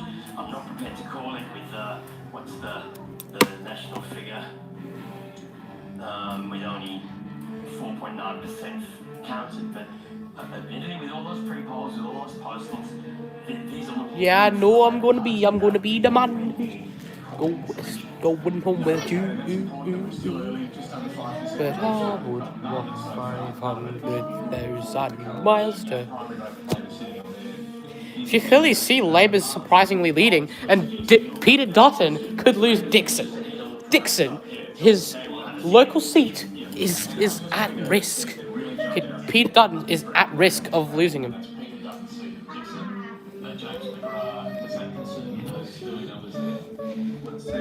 This is going to be This is going to be one of 4 times where the opposition leader loses a key, either the opposition leader or the deputy. Like basically any major party. This is the first ever time any major party leader since John Howard in 2007 would lose their seat. Okay, Queensland supplied the Liberals in 2019. Jim Charles, what do you think about the seat of Dixon? My phone's blowing up about Dixon, but again, we think that the early voting, which will come in huge chunks later in the night, will be better for him than on the day. But there's a lot of interest, as you can imagine, because of that big early number. Well, there certainly will keep coming back to Dixon, you can be sure of that. Right now, though, we want to go to Adam Bass, the Greens leader who's standing by at the Greens function there in Melbourne. Thank you for joining us. How are the Greens feeling about your prospects tonight? Look, good. Woke up this morning to find that we were up in all the polls. I spent some time on booths in and McNamara today, and we're seeing a lot of really positive feedback. People have preferred our messages throughout the campaign. Obviously, the polls are closed there now. It's still going over in Western Australia, where Sophie Greer in the seat of Perth is still is running hard there. It could either be a hung parliament or a Labour majority.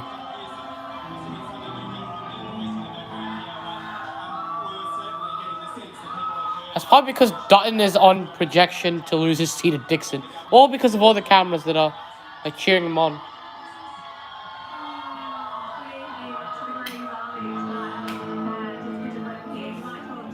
"30 people watching me. Thank you for all the 30 watching." Peter Dutton is at risk of losing Dixon.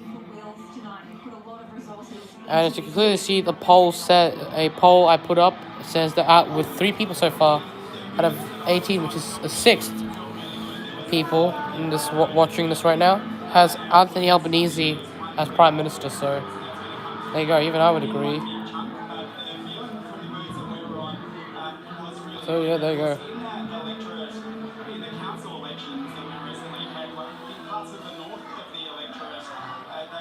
Turned into two-party Greens areas where we saw big swings to the Greens in both seats in the council elections. So I feel so far is good, but I understand that there haven't yet been numbers coming in. So I think certainly that seat, like many others, we're going to have to wait a while. And what about those all-important seats in Brisbane at a band? Are you at risk of losing a couple of those tonight? Those are tight contests. I know you put a lot of resources up there as well. Yeah, probably like Brisbane or I feel like Brisbane and Ryan are at risk. Max Chandler Mather's seat is completely fine.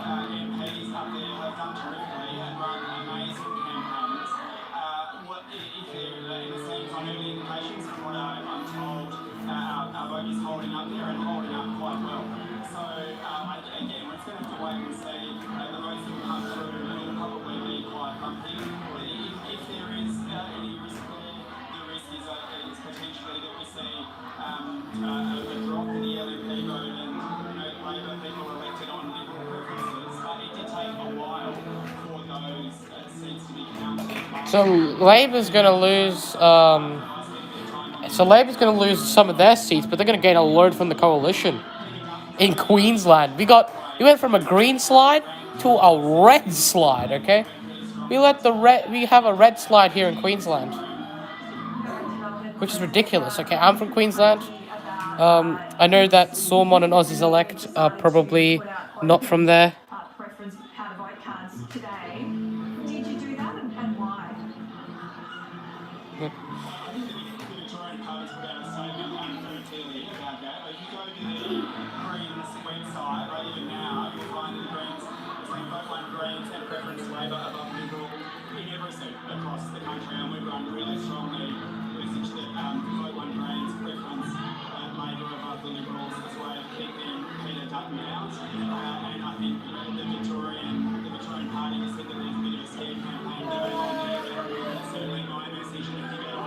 It is now, but it used to be a sound. It's sort of in between. Just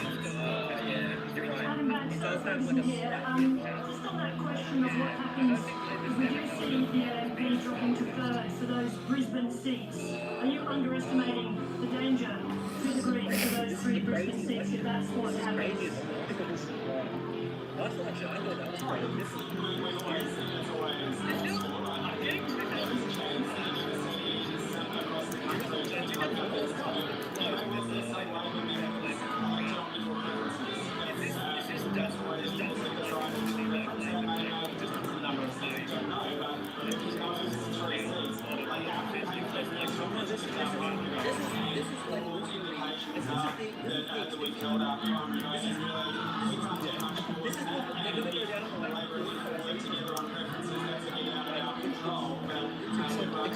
Here's me voting. Thanks very much indeed for joining us. Something useful has started to reverberate through our nation's public spaces. Australians of all ages and walks of life are shifting to the keys. We've searched the nation for passionate, everyday And yes, I'm watching a stream.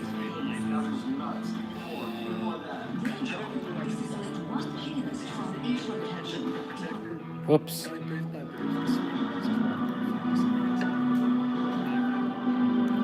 Oops. Into that seat, obviously Rebecca being the former leader of Labor down there in Victoria, in Tasmania, that probably did change things up dramatically. And we have then become come behind on that primary vote. Interestingly, there were some suggestions that there were deals done there. The reason why Anne Urquhart went to Braddon was so that if his wife lost, that she could Wow. the Senate. Everything is predicting a swing against Dutton. Queensland, you are a cursed piece of shit. Federal politics that she would And I'm a Queenslander. I'm saying this is... Labour government, so I'll let Labour take care of that one. That's very interesting. I was on the polls both with Mel Houston and with Bridget Archer. And Bridget Archer and Launceston, I did not feel baseball bats coming out of Cape Coast. She was actually very popular there. And Mel Houston, wow, I mean, he was overwhelmed in Braddon. So he's a great candidate. So it's an unusual fact for him. We better introduce because I think today we'll be seeing the right shot of Nicola Palmer has joined us. Nicola, thanks for being on the panel.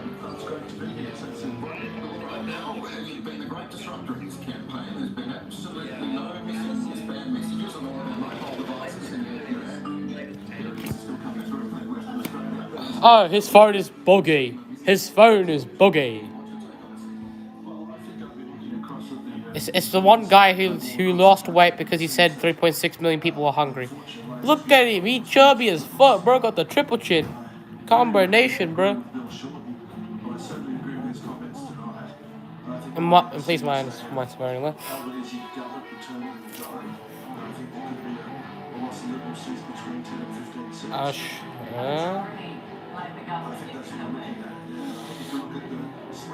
Wow, Bass.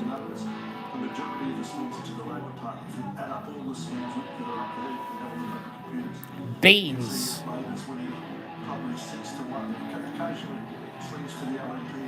Imagine the coalition just won 9 seats and then the crossbench was fat. Lisa Chesters wins. Bendigo. Benelong. It's too early, but Jerome Laxell in the lead in Benelong, so he's retaining it. I think that Peter Dutton's performance is probably the worst in his federation as far as a conservative leader goes. Clive, what was your objective in this campaign? I mean, last time we heard you spend $100 and some odd million and got. Shane Newman got 36%. Over 24 for Karl Mutzelberg. Look at you, you're stealing the food. Clive, look at your fat ass. You've been eating more food than me. He's been eating more food than me than I could eat in a bloody week. Having a debate, having different ideas, having disagreements is not a bad thing for democracy. That's an expensive debate, though, Clive, to not get a lot of actual results or representation, which I think is what Mike Riley's asking. Well, if that's your goal, it's a problem. If your goal is to stimulate debate and to be here tonight, for example, to invest in a separate network. You can know now. To keep journalists employed. It's time. I don't know. Yes, it's time.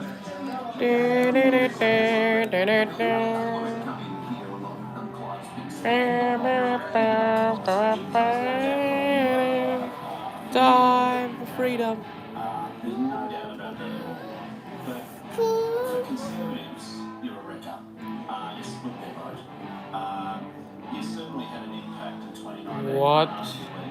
But, you know, According to Channel 7, the coalition isn't even on 10 seats. This is why I don't trust Channel 7, because their predictions are quite radical and quite obnoxious. Wins government from here, isn't it? Yeah, look, it's a long way. It's hard to see them winning government. I must say that. Whether this is going to translate to Labour. Bullwinkle right now, it looks like Labour's in the lead. It's going to take a lot more to go, but No, sorry. No, my bad. I thought it was worth bringing up these figures for the 3 inner city seats. This is Griffith. And at this stage, the Labor Party is ahead. Greens are second, and the LNP's third. If those numbers continue, and we're projecting that they will finish in that order, if that continues, the Renee Coffey will win that seat for the Labor Party, defeating the Greens. Wow. The Greens are going to be back down to 1. Donna Jarry's ahead. Greens are second.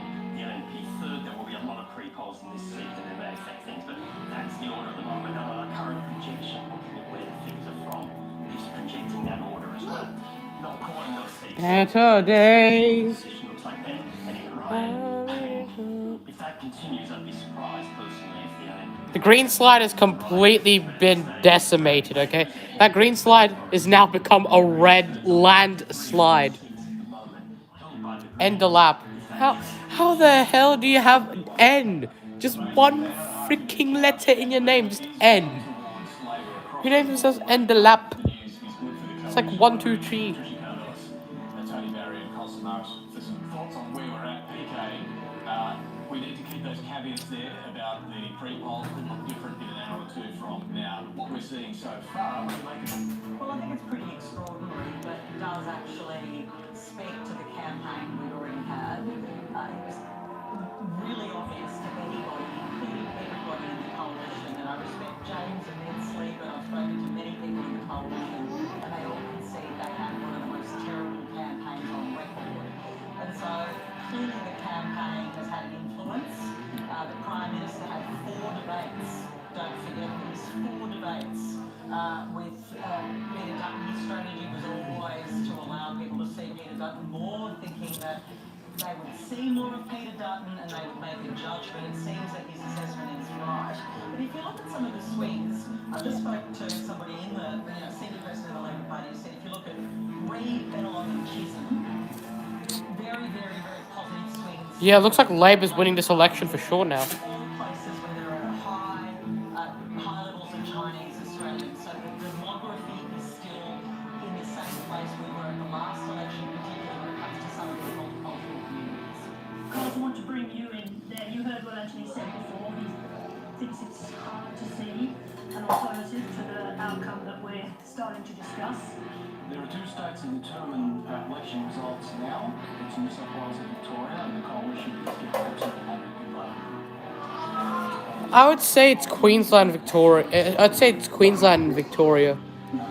Because like, there's been massive hate against the state Labor government. In Victoria and Queensland, we literally had Stephen Miles yeeted, so there you go. Voters in the outer suburbs, and they're struggling with even older Australians who they lost in our polling, who probably are renting and have a mortgage. They've gone to minor parties and not coming back to the One Nation like they predicted. Tony Barry, even Peter Dutton's own seat at Dixon is in trouble at this point of the evening. How worried are you about what's happening to the coalition right now? They're screwed. My biggest concern, we saw this in our research, was that the Liberal base is now basically boomers. And I don't say that in a pejorative way, I'm spiritually a boomer, but it's too narrow a base to win an election. And we failed to expand the base. If you can't expand the base, you can't expand the electoral map. So I think, notwithstanding all the caveats that I'm sure people's going to be tired of now about the pre-polls having a differential to today's vote, but Victoria should be the exception to the rule. In Victoria, the coalition should raise the wage on ability to lead on ordinary votes, today's votes. And the fact that they're not, notwithstanding it's a very small sample size at the moment, would indicate that. So yeah, You think we're in for a fucking coalition? wow. I think Labor will on projections sail past 76, but then start coming back as the pre-polls and postals come in. Whether it remains above 76. I think the coalition might lose another 9 seats. Thought they'd gain seats by now. We're going to bring in, we're going to speak to Tony Burke in just a moment in his seat of Watson, Casey. Yeah, thanks, Sarah. Tony Burke is standing by for us as well. The seat of Watson in Sydney for quite some time. 21 years. Right now, the current Speaker of the House. That's the Speaker of the House, by the way. This is a really early count, just a couple of polling booths. There's a bit of interest in the independents in our community, whether Muslim voters will get behind him in his clash against Labor over the government's handling of the war in Gaza. At this stage, Tony Burke's primary vote is down, but he will be easily re-elected to the seat of those figures. But again, it's an early count. Time now to talk to Tony Burke. So as we just said there, Tony Burke, early accounts and early numbers. How are you feeling?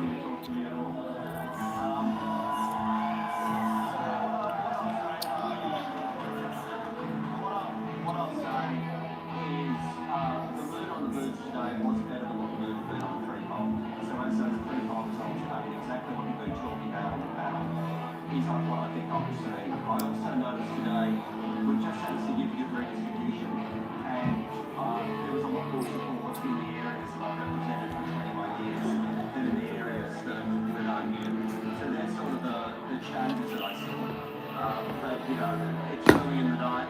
We never take anything like this for granted. The chance to represent the community, I reckon everyone likes the honour of my life. So, yeah, I'm very hopeful. But, yeah, way too early for me to be as positive as the rest of the room. Punch Bowl, New South Wales. What kind of name is that? Punch Bowl. The government's fortunes look to be down somewhat. There looks to be, because we're seeing tonight a trend, certainly a turnaround since the start of the year. What do you put that down to, Tony? So let's go back to Channel 7 unless they're on advertisement time. Lean close to local at the moment. I would say about as close to likely as you can get on the current count. May move back, might not. If that trend that we're seeing now is borne out in the pre-polls about 8:30, that's going much closer to the edge of likely and probably into likely pretty soon. So that's where it is at the moment, and on the basis of what Clive Palmer has said about what he's seeing. How much of that vote that is going to the independent might yet come back round on preferences and prop up the done? That he might be saved yet because the independent vote was not such a feature in the last election. Well, that's the real question. Hallelujah. Hallelujah. I've never seen the leader of the opposition himself lose his seats. Vote that's gone to the major parties. I haven't seen anything or heard anything in the election of Kooyong in the last few weeks or months which would suggest that that would not continue to be the case. People are frustrated. They're frustrated with the Albanese ALP and they've been very frustrated with Peter Dutton's coalition. And so I'd be surprised actually if there's any significant change in the size of the crossbench other than potentially an increase in the crossbench after tonight. Well, looking at those early numbers coming in, sounds about right. I think, Ryan, thank you for joining us from Kooyong. We'll leave you there. We wish you well. Let's go live to Carl Stefanovic now at Liberal HQ in Brisbane. Carl, you have a guest with you? James Patterson is with me. Yeah, it's a pretty bleak vibe here at Liberal Party HQ. James, just looking at... I don't know, he's smiling. I mean, literally, how do you win? Mate, it's too early to say. I think we've still got a lot of work to count. What we've noticed in this campaign is a really big behavioural difference between people who vote early and pre-poll or do a postal vote and those who vote on the day. And I think what you'll see is when those pre-polls start to get counted later in this night, much better numbers for us. Our polling suggests that there could be as much as an 8% difference between on-the-day votes and our pre-poll votes. You're sugarcoating. No, not at all, mate. Wait and see. This is very early days. We've got about 5% of the vote counted. The on-the-day votes are always going to be bound for Labor. Let's not make the same mistake we made in the Queensland state election, where I think people were virtually calling it Stephen Miles based on the small proportion of the on-the-day vote being counted as well. A couple of seats. No, let's talk about Dixon first. And Peter Dutton is up against it. When you read early numbers about Dixon. Well, Labor absolutely went prepared in this campaign more than any campaign previously. They put in this amount of money, and he also had one or 200 funding candidates to try and tear it down, plus a national advertising campaign from Labor in the tens of millions of dollars. It was very personal, very targeted him. So, look, I'm not surprised if that happened. And at least, there's been a lot of candidates now he's got that since 2001. They have come through before. The Greens are actually on nothing. So my predictions are definitely wrong.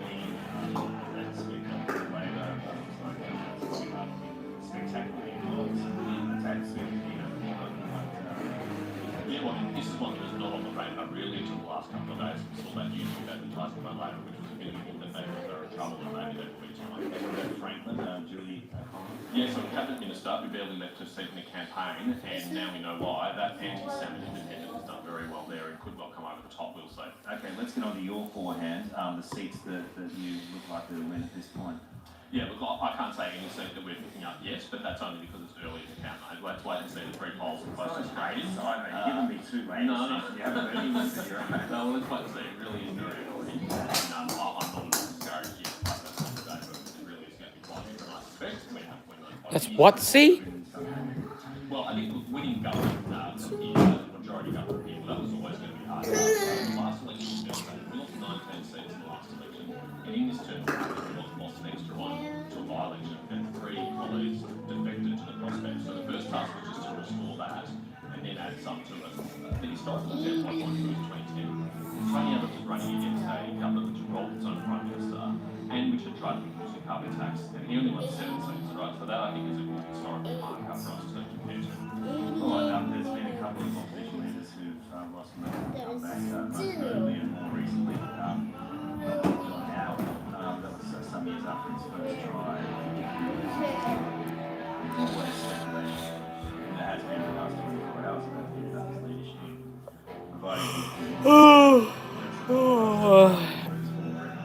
So far, this election's looking pretty meh. Let's go back to channel 2 once more. I wouldn't really see it obviating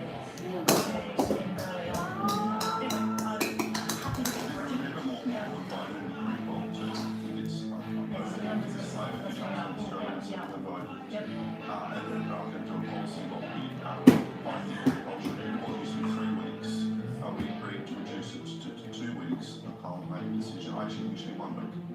So why do you think that? Just explain. Because I think people should have as much information as possible in order to make an informed decision in relation to the This is me, a public policy nerd, and I think instead of having Australia shifted from having a voting day and a voting period, I think we should try as much as possible to having a voting day. That's certainly the policies out nice and early. Yes. You knew when pre-polling was going to be.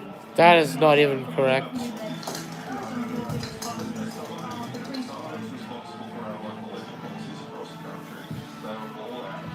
I think for some electorates, although due to the redistribution, I think they say this guy's an MP. In reality, it's the other guy. RP, move please. In the way of the camera.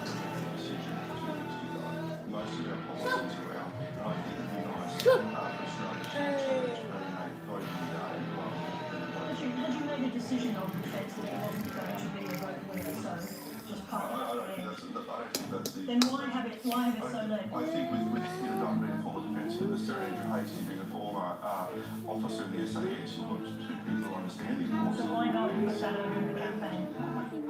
Consistently talked about defence issues throughout this term of Parliament. Nice try, James. The policy itself, with its thin announcement, a couple of pages and a little bit of costings, based on not spending on tax, came out very late in the day. Understand that when it comes to the issue of defence, they will trust us over the Labor Party and over any other. Hang on, Mr. Buzzer for a talking point. Hang on. Let's argue about defence policy.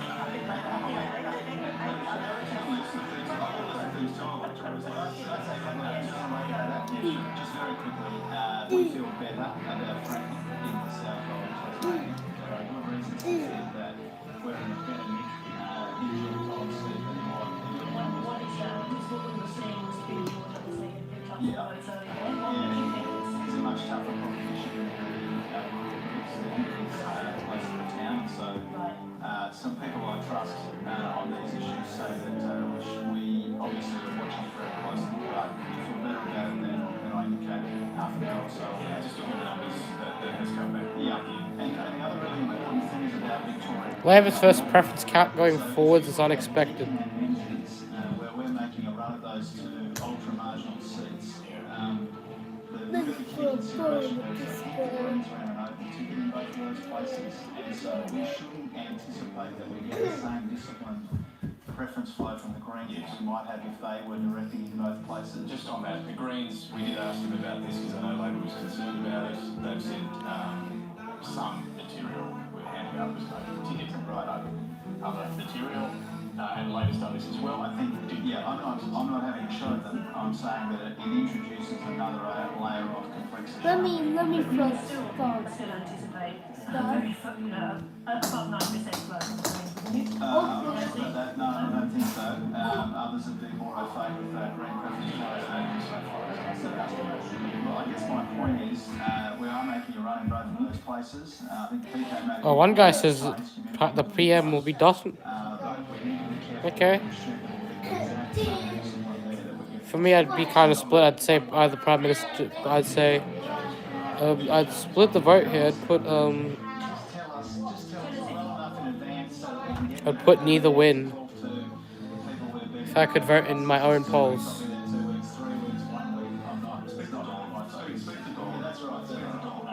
That's a Don Farrell. That goes on the Don Farrell. I'm pretty sure after every election, though, the they'll cast their vision on it. Yeah, and I'll wait for my instructions from them rather than Stephen Bates. Jackie Lambie is joining us from northern Tasmania tonight. Senator, thank you for joining us. Good results there in Tasmania so far. Sorry, I missed that. What did you say? Just asking you generally what your thoughts are on the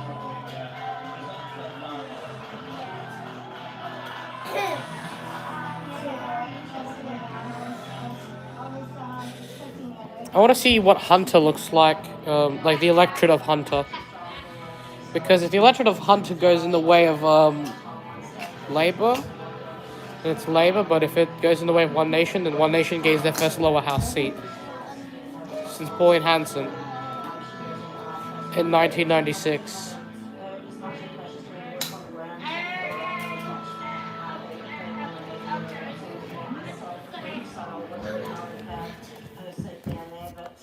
It's good to see Joy Collins finally getting challenged. She's quite friendly. She needs to be challenged. So we'll see how George goes down there. Then after that, I think I'll see the upset. I imagine that Labour's going to take Brandon Lyons and base. And obviously, probably still keep their down in front of them. So that's a problem for them. Jackie Lambie, it's Bridget Brennan here. Can you just talk to us about how crucial salmon farming and that debate has been in Tasmania during the campaign? Yeah, so it's been a little bit like football starting down here. You know, you've got 65% of Tasmanians don't want salmon. It's all about my salmon. We're just asking them to make all those profits. 292606. The Greens are an absolute nothing, okay? They were the front runners, okay, in 2022.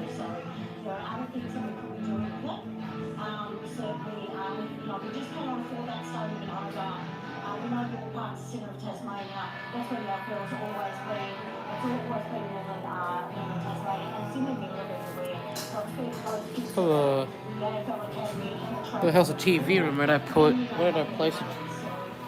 Hang on, guys. I'll be right back. I gotta go to the toilet and find the TV remote.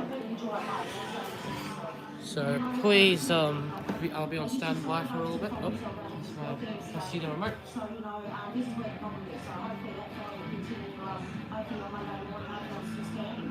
Jackie Lambie, what about the swing to Labour that we're seeing tonight? What do you put that down to? Is it early figures or there?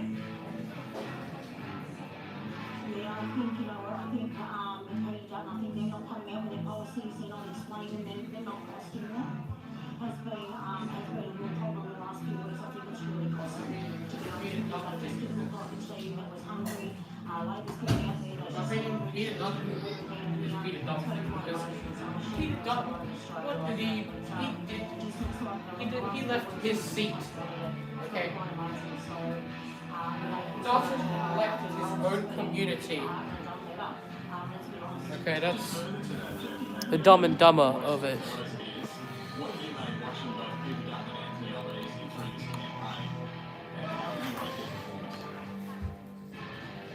Andrew Wilkie.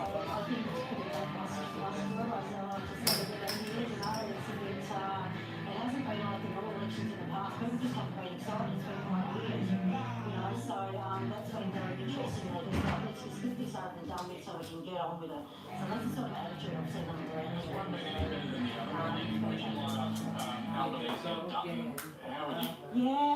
I think Labour's just been a bigger and smarter outfit. They've just done it a lot better. They look like they want to run. They look like they want to rule. You know, Liberals do not. That's the problem. They've just been slipping the last few weeks. And they're not coming out with your policy and your costings still towards the end. I mean, that's just ridiculous. What were they expecting? You want to govern, but you actually don't want to tell us how you're going to do that. That's just ridiculous. I reckon they've lost a lot of, those people that thought they might have voted for, I reckon they've lost quite a lot. Jackie Lambie, thanks for joining us this evening. Dawson right now. Thank you so much for having me on. Guys, this is Peter Dutton right now. Ah! That's Peter Dutton in a nutshell. He just fell over.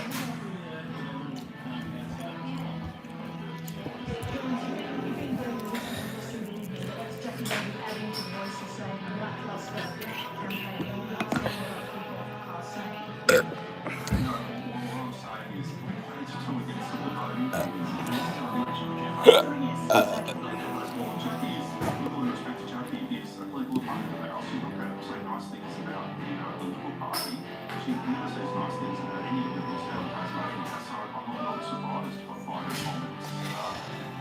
What we will do as a Liberal Party, we will always be committed to any election campaign. The run I've done reviews myself in the past, I'm sure the great Jim's done them, that great Australians, we will lose tonight, that's what will happen. So what would be your single word to describe the government's campaign? Solid. Solid. Okay, that's where we're on to. Okay, well, we are approaching 8 o'clock Eastern time. That means the polls are about to close in the West. We'll start to see some of those early numbers come through. Will Labor hold the seats it won at the last election? What about the new seat in Bullwinkle? KJ seat of Curtin? 3, 2, 1. Polls closed.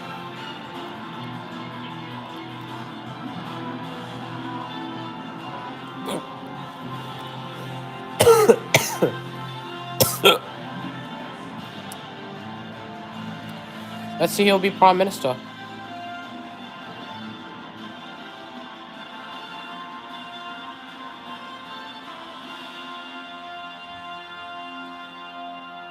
You're watching Australia Votes live from the ABC Election Centre. I'm David Spears. And I'm Sarah Ferguson. Let's get the latest on the count with Anthony Green.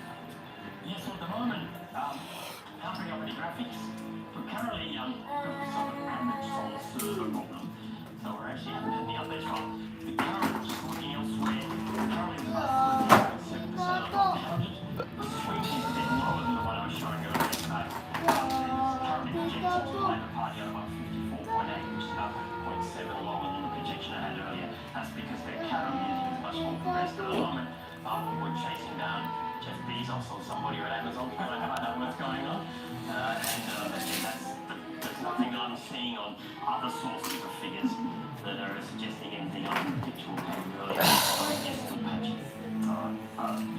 So yeah, I'm just having hiccups. We did see Franklin come back a bit for Labor, so Yes, yeah, look, that's looking a little better for Labor. I don't know if the CNB and the ACT for Labor. no. Sorry guys for that burp. Got to a higher count, and we're still looking with a really significant swing towards the independent there, on more than 5% counted, significantly more. I mean, I think there's a possibility here, allowing for the buffering that's going on around us, for there to be a significant new entrance of independence. Yeah, sure. The Labor Party's on 30 South. I don't know the percentage count just because the Electoral Commission no longer publishes percentage count on their website for reasons to do with long story. The current Labor Party's on 37%. Peter George is on 24%, and the Liberal Party's on 17%, and that's with 27,000 votes counted, be about a third of the vote. We're back in Tasmania. Yes. So at this stage, on those numbers, if that trend continues, Labor would hold Franklin. The Electoral Commission stopped counting preferences in that state electorate because they believe that Peter George will be one of the final pairing. But on the numbers, primary votes I'm looking here at the moment, he's not good enough to win because the Liberal Party did issue a hard vote card indicating preferences.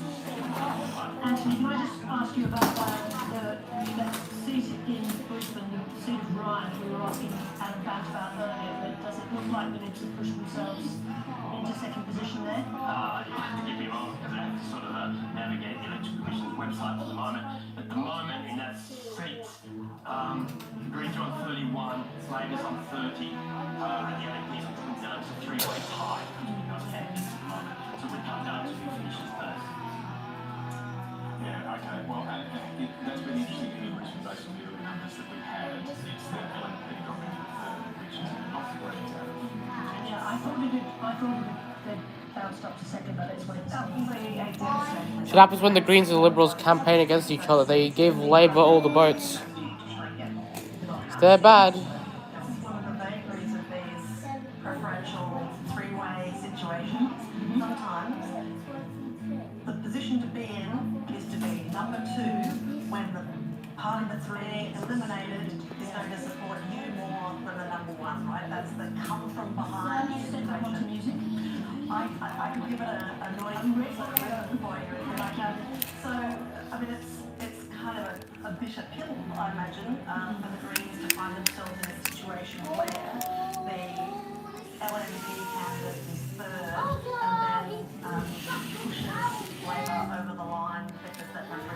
So Labour's primary vote was at The Labor candidates elected the Greens MPs in Griffith, Ryan and Brisbane. So that means Labour's primary vote was at 32.5. And it's gone up by 2.1%, 34.6. Which is unanticipated. I did not expect Labour to gain in the primary vote. Okay, because Labour was on a downward spiral, okay, 2019.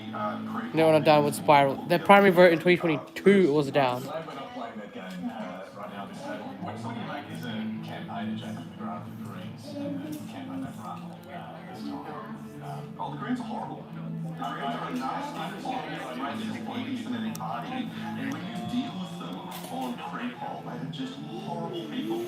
I would happily take the Labour Party in with Richmond Union funds any day of the week compared to the Greens. They are horrible people. They are nasty. The things they are saying to Maggie Forrest in Wine just appalling. Things they are saying to the parents in Brisbane are just appalling because they don't believe that we have a right to express our views as conservatives. They try to be us and don't accept that we do have that different view. And I think the Greens campaign, it is the ugly side of politics in Australia. They steal signs all the time, they deface signs, they are a horrible political movement. Bye-bye, Dutton. Dodging tactics across the board in all sorts of different electorates. We've seen, I mean, there's too many things to list now. I think the patterns that we're looking for here is, you know, is the other Greens going to be in a position to add to their stock of lower house seats, which of course, which they had hardly any recently in this country's history. So the Greens, how they're going to go in Richmond, we have another that they've been looking at. We have Wills. No, we don't. We'll see the data on that. We can see the votes being counted though at Bibra Lake there in WA. Polls having closed there just in the last 5 or 6 minutes. So that count is happening, and we'll bring you those results as soon as we can. Australia as well. Let me just ask you, Jim Chalmers, about that. And I'm interested to know that someone just rang Jim Chalmers, so I want to know who that is because one of my booth captains is so focused on getting the booth results, he's rung me on the panel. Look,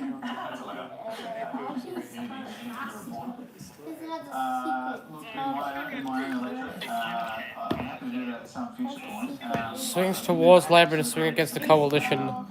Looks likable, likely. This car has a turbo. Back to make Australia grow, and you used to have, you know, the Free Enterprise Party was the Liberal Party. That was the voters.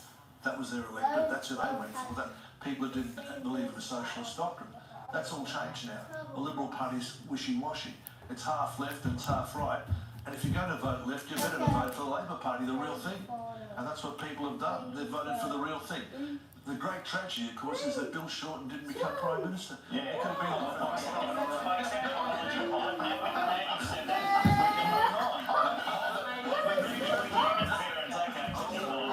Oh man, poor Bill Shorten. He's just being roasted. He's being defiled by this guy, by this chubby fat ass named Clive Palmer. You're watching our 7 News special election coverage. It appears, as we've been saying, there is no path for a coalition victory. Let's go back to Hugh Whitfield of the 7 News panel. More on that. Yeah, hello, Michael. Now, let's be very clear. Anthony Albanese will be claiming victory tonight. We don't know whether he will have a minority government or a majority government at this stage. There is a path, a very wide path, to Anthony Albanese increasing his majority in the lower house. But Peter Dutton, his hopes of being Prime Minister have been dashed tonight. There is very little doubt at this stage. Let's take a look at some of the seats where that are still uncalled at this stage. The seat of Banks in southwest Sydney. Now, this is a seat where the Liberals are looking to hang on. David Coleman is the Liberal MP in the seat of Banks. He's ahead on the primary vote. But let's take a look at the Ji Soon. Well, Ji Soon will soon become the MP. Flowing through preferences to the Labor Knew it. and there is a swing to the Labor Party of 4.4%. David Coleman in big trouble. It's one we need to watch tonight. So yeah, LNP's in big trouble in general. Before this election, election that the Greens held on to at this stage. They are on track. However, look at the way that the vote is splintered. It is basically a third for the Greens, a third for the LNP, and a third for the ALP. You would think that the Labor preferences will flow through to the Greens and Elizabeth Watson-Brown will be returned with more than a quarter of the vote counted. Let's take a look at the 2PP data for Ryan, and we will see where those preferences are going. Elizabeth Watson-Brown looking fairly good at the moment. The seat of Deakin down in Melbourne. Now, Michael Sukkar is in big Michael Sukkar. Look at this sizable green. Well, he's gonna suck at after the end of this election. Those preferences will flow through. So even though he's ahead on the primary vote, A cookie. look at the two people. Oh, sorry, a Coke. A Coke. Deakin, the count there. Matt Gregg from the ALP. Look at that swing. More than 6%. Now, this was a super marginal seat going into this election. Michael Sukkar is in big trouble tonight. That is a potential loss for the Liberal Party. Let's go to Brisbane. Instead of Brisbane, back up in Queensland. This is a seat that the Greens held going into tonight. Now, on the primary vote with about 20%. Oh, emotional damage. Who is the former MP for Brisbane? He lost it to the Greens. He is ahead on the primary vote. These preferences are going to go everywhere. Let's take a look at the 2PP vote because I think we'll see some different leaders there. Do we have the 2PP vote for Brisbane? We don't at this stage, and that is because the Electoral Commission is trying to work out what on earth to do with these votes. It is so splintered, it's going to be very hard to vote. Back down to Melbourne, Goldstein, that is Zoe Daniel. Now, on the primary vote, Tim Wilson, the former member for Goldstein, is ahead. Zoe For Daniel what? trailing. She's taken a hit on the primary vote. She's down 0.5%. But there are two big chunks of vote that we think will flow through to Zoe Daniel. 14% from the Labor Party, more than 8% from the Greens. Let's take a look at the 2PP data for Goldstein. And Zoe Daniel jumps ahead. Those preferences flowing through to her at this stage. Zoe Daniel looks like she will retain the seat of Goldstein. With a swing She was towards. a second-time loser, but we need to see where those preferences flow. It is a very tight seat at this stage, guys. Okay, Huey Feld, thank you very much from the Power Board. Let's go to the Deputy Prime Minister, Richard Marles, in Geelong. Are you celebrating yet? Mr Albanese will retain the Prime Ministership. For the coalition. Unless that I can could see change. a scenario where Jason Wood is the only Liberal MP in Melbourne. The only Liberal MP in Melbourne. Yep. And I think Warren will be probably okay, but it's early days yet. You're therefore saying people like Keith Wallahan and Michael Sukkar are going to lose their seats in Melbourne. I think it's going to be very hard unless there is a extraordinary flow of preferences, well beyond heroic assumptions even. So big questions need to be asked of the Victorian Liberal Party once again. They continue to find new ways to fail. And I think with just 8 seats out of 38 to start with, and they could fall even further, there is simply no pathway to victory in the near future, next couple of elections, unless the Liberal Party can be semi-competitive in Victoria. And I'm talking 15 out of 38 seats. I'm not talking about the majority of seats. So there's some soul searching to be done. Huh. We don't have Wow. an agency just yet while the body is still YouTuber 7 years. Let's go back up to Queensland because Peter Dutton's seat of Dixon is looking very interesting. We have nearly 10% of the vote. all the way down to Pendulum to Bailey France taking another shot at this seat is ahead by a and good Labor Party 400 votes. Peter Dutton at this stage has taken a 10% hit to his early vote. Ailey France is ahead by 3.1. And look at this, the independent Ellie Smith, who has run somewhat of a Climate 200 campaign. The thought would be that her preferences will flow through to Ailey France. And I've got to say, Peter Dutton would be sweating hard right now, guys. Let's go back up to Queensland. It was obviously fairly dubious, but the thing with good campaign directors is they're tough but unfair, and Paul Erickson is a very good campaign director. We'll come back to Cos and PK get some thoughts from you. Bye. Dutton's lost a seat pie. The Greens had a green side and now Labour is alive. Sorry. Yeah, Labour's alive. Bye. Dutton pie. Well, I'd love to be able to bring you some of the reaction among the Liberal Party faithful to these early swings we're seeing towards Labor, but the truth is I can't. Up until the past 10 minutes or so, there were very few Liberal supporters in this room. Indeed, this room was just filled with journalists and Liberal staffers that have worked on the campaign. I had been told that there'd be people arriving around 7:30, and so I actually went outside to investigate and see what was going on here. And indeed, VIP supporters and guests, friends and family, I should say, of Peter Dutton are actually sequestered away in a separate room. I did try and get in behind that velvet rope, but they didn't let me in there. They say that there was just those close supporters there. But I did see... I want to go back to channel 9 because I see it in like behind. Area. I'm also told... Sure, but not as early as it was before. The trend is getting slightly... Oh gosh. Down 8.8%, the Independent, the Green, there's lots of votes elsewhere. Ali Franks had this on a tight margin last time she ran. Papa, She's up. The two-party preferred is 56-43. Christopher, you were saying if you're around 45, 46, you'll get it back. How about 43? Well, 43 is lower than 45. It is. Oh shit. I'm trying to work it out. We're just... He's an actuary by trade. Dixon is the most marginal seat in Queensland, and I think we just saw, you know, if you can pick up a bit of a swing what's happening in the state. There's Yep, it's confirmed. Labor's winning the election. End of story. But I'll still keep on streaming because there could be a chance that the Liberals pull off a mega cool run. Because I want a hung parliament, okay? I want the major parties to be accountable for once in their gosh darn lives. It's not like a candidate nobody knows. She lives and works in that electorate. People know her story. I guess it's I feel like it's the construction, the lack of the Liberals constructing shit over there that caused this to happen. Worth noting, Prime Minister started his campaign there. That was his first stop. He was there again 2 days ago. Yeah, He went back 4 times. Yeah. I think some people asserted that we weren't real about Dixon. We never replaced her about winning that. It's always been on a serious list of real potential. Yeah, between the two leaders, it was the most visited seat. Yeah. Six pieces.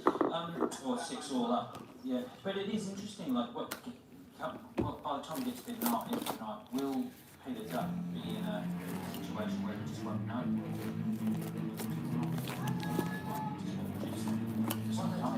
Too early to tell. Okay. There'll be a jump when the green polls come Yeah. out of those seats.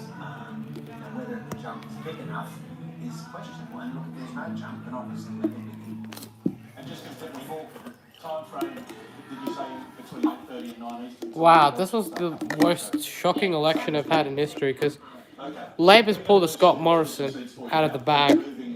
They're probably going to pull a Kevin Rudd. Yeah, Will's a Labor seat. Peter Khalil is there. He's under threat from the Greens. They are both losing territory. That's going to be a scattered old result, isn't it? On that number, it's probably going to be okay for Peter Khalil because he's not losing too much territory to the Greens. But again, competitive seat will lie on his. The computer says the Greens are in front. Yeah.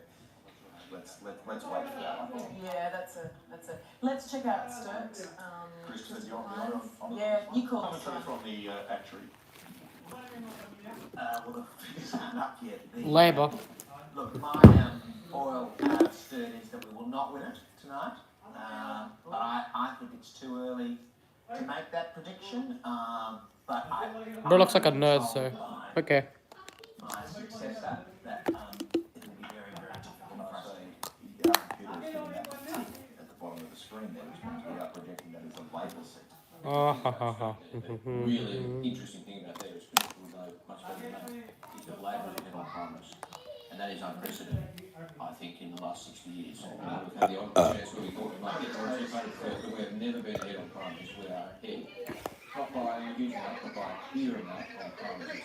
I think that means it's very, very, I mean, usually Labor votes. Qua, kenapa Casey kau?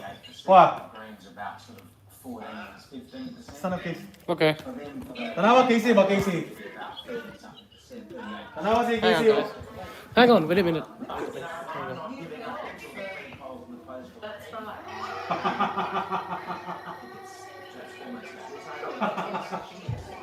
Aku nggak tahu kalau. Oh, I'm recording. Labour leads election night out of nowhere. Okay? I was anticipating a hung parliament. And I could have. Named after a New South Welshman, mate. That much of the news. Trevor Evans has lost 5%. Stephen Bates is coming third, and that is a disaster for Stephen Bates because the majority of that would Bye-bye, Bates. Bye-bye, Bates. She would become the member for Brisbane. That would be a Labor Party gain. 1 in 4 votes have been counted there. The trend is not the friend of Trevor Evans. Okay, Andrew Crowther, we're going to take you through the next few. Labour We're going to go gain now. Matt's from chat. Greens. Let's put those numbers up. Griffith.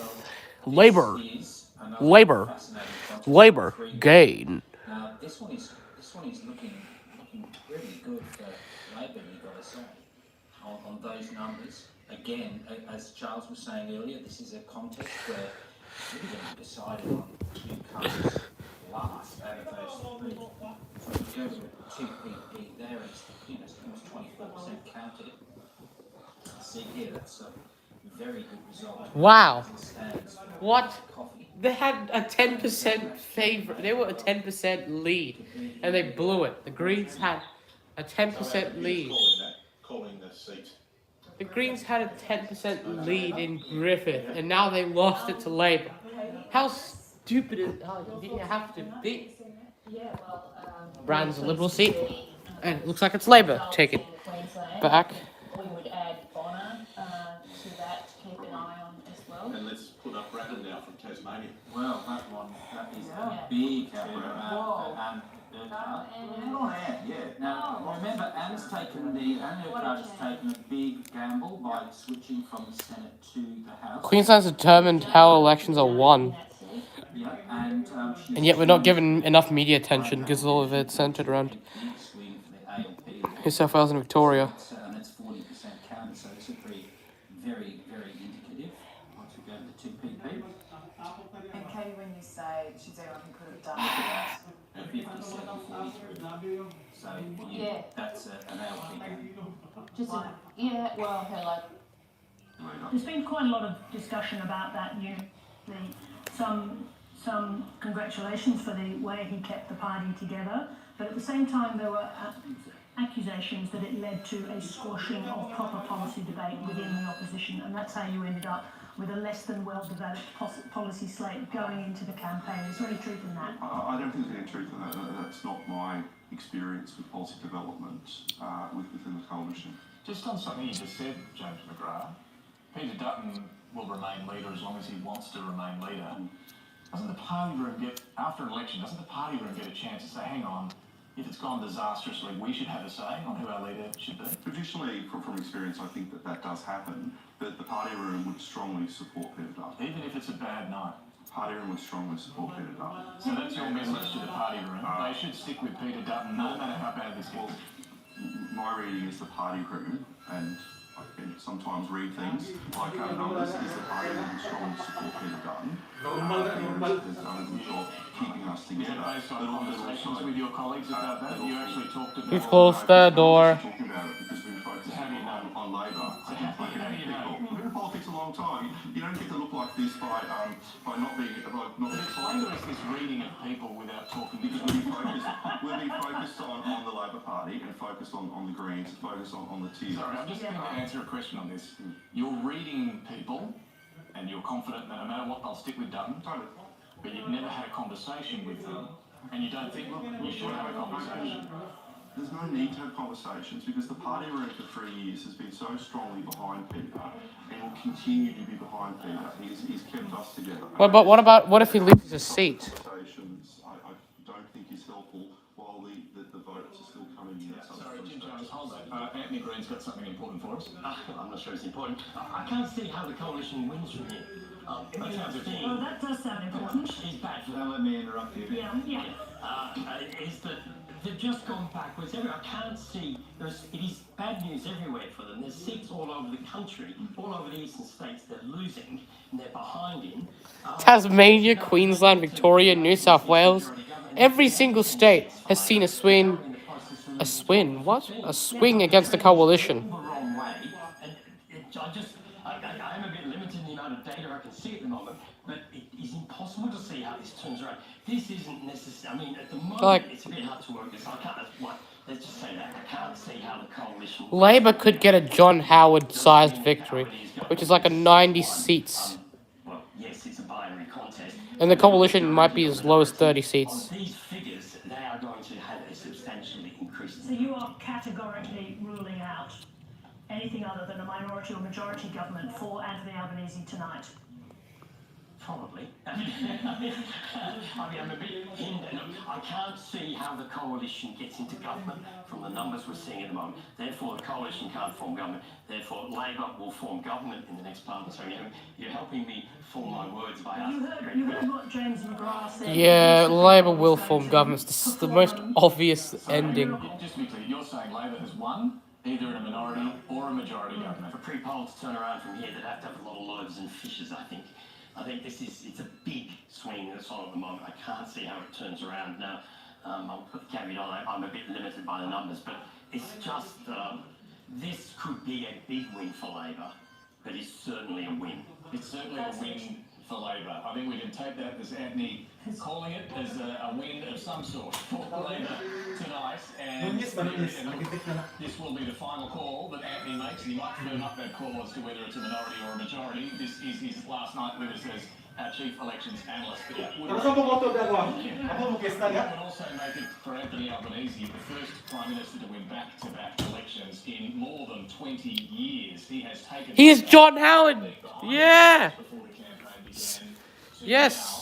Being in this position where Yes. he won either in a minority or a majority government, and that's despite the We have history, finally. all these issues that we've seen over the last 3 years. Someone can see someone with the Anthony Green t-shirt there celebrating that call from Anthony Green just now. That would be at the Labor headquarters tonight, and they'd be celebrating that moment from Anthony Green there. Jim Chalmers, congratulations to you. Oh, thank you. Can I pay tribute to the Prime Minister again?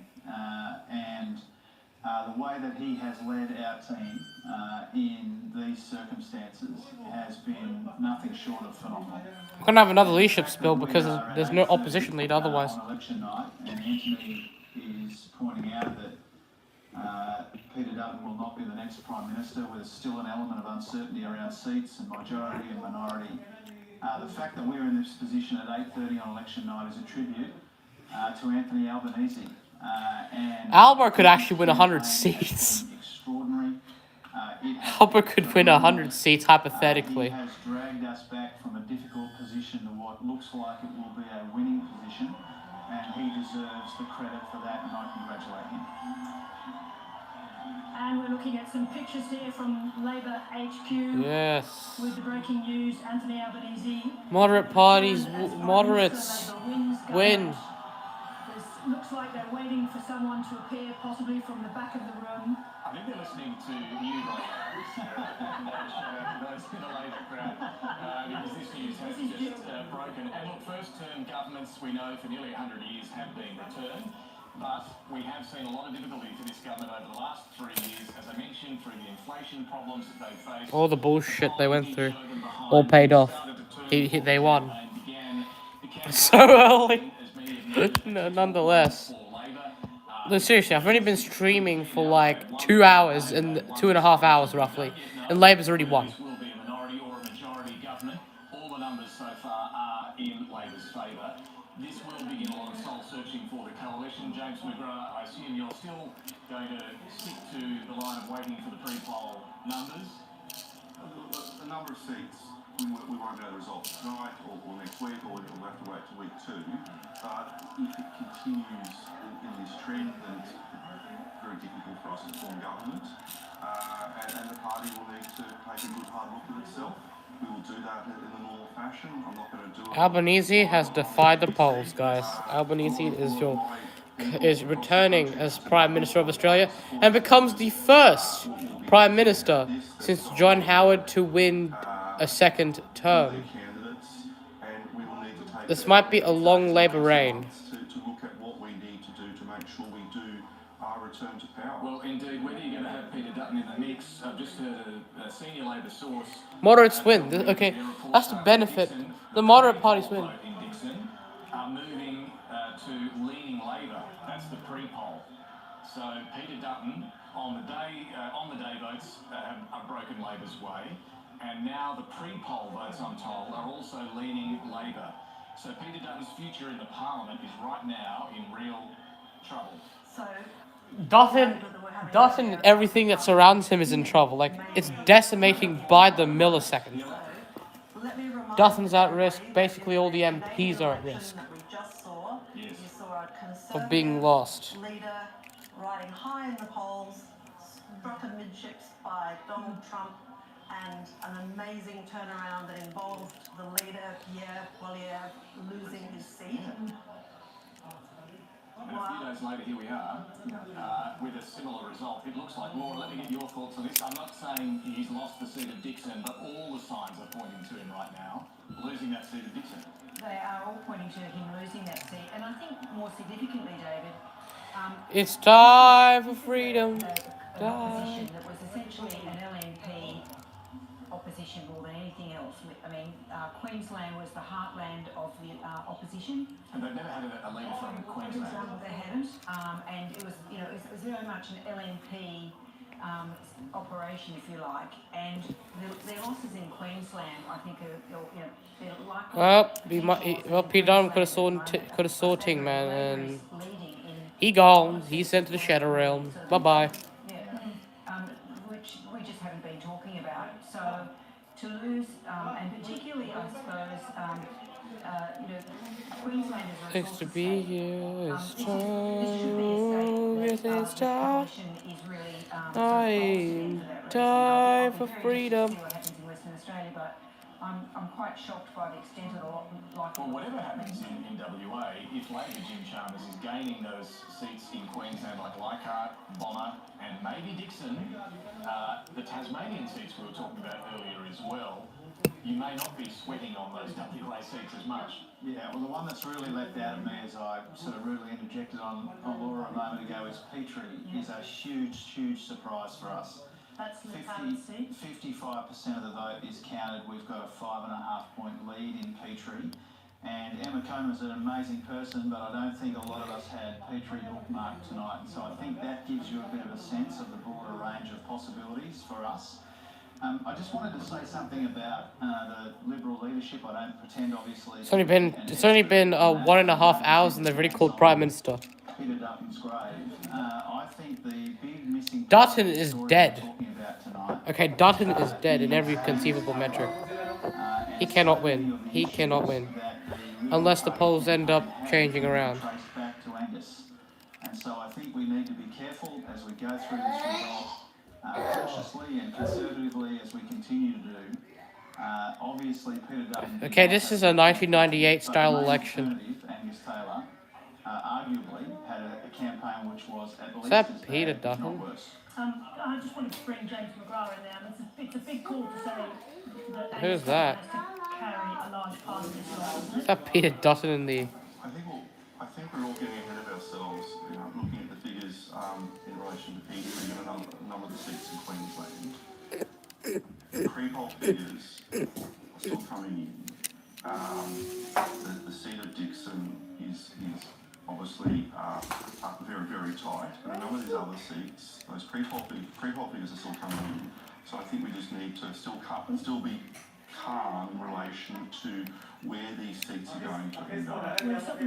We can talk about the campaign that Anthony Albanese's run, and I think we should spend a little bit more of a moment on what's just happened, because it happened in a quiet, almost in a quiet way. In that Oh shit! stay with the campaign and the achievement of the Oh Prime shit! Minister at the moment. Okay, I think Anthony's going to have Albanese with 74, the coalition at 33. The coalition is absolutely decimated. Decimated. Folks, we have never seen an unpredictable election, okay? Greens 12.9, others are 11.8. The change in primary vote was occurring. 2.7. What? On my shitting The first swing is 3.9%. Wow. Remember this, I was saying 56 to 44. projection. The current figure is 57. Oh my gosh. We're projecting it will come down to 56. Wow. I think some people are shocked, some people are petrified. But for me, I'm just like, huh? Labour defied shit. Like, Dutton is decimated. Even his own seat didn't want to vote him back in. Queensland has helped. It is 20%, so I won't go too far into this. But we're pretty confident that Labor is definitely one. We got 176. That was the first time I've looked at it. That must have been for a while. So, look, just because we haven't looked at these figures for a while. It's time. That's a pretty. I mean, as I said a few minutes ago, when I didn't have the figures right in front of me, the Labor Party, the coalition is not winning from there. They're not winning from 34 seats at this stage when the Labor's ahead in 76. Say you turned around 15 seats, that still gets the coalition to 50, 50, maybe 60, but that's a long way behind at this stage. Again, we'll say 22.8. Let's look at that primary voting in at the moment. It's been pretty stable like that for a while. Those numbers will start to shift. If you remember the Queensland election, they were pretty sort of level pegging or labelled slightly behind before they moved. At this stage, Albanese has won. Albanese's win. Albanese wins the election. Majority. There. Look. Completely smashed. Through the water. Pete Dutton has completely destroyed.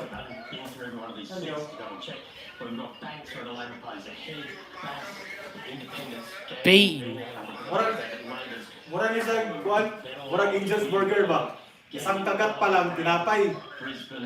Murag Angel's Burger ba? Pag isang kagat, tinapay. Greens gain a seat. Pangatlong kagat, tinapay pa.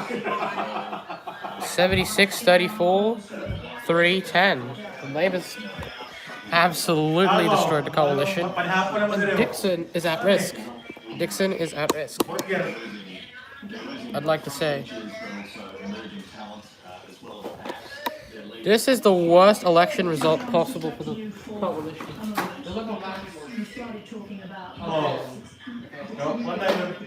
Especially because the LNP, all the Liberal and all the Nationals have just been beaten out of office. Literally, like, Labour has twice shit the bed. Okay, the coalition is Labour is at 76.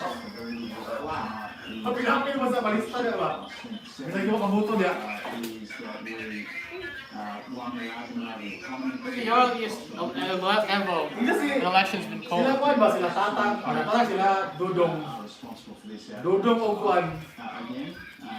wanting to dance on anybody's political grade, but clearly the leadership contest.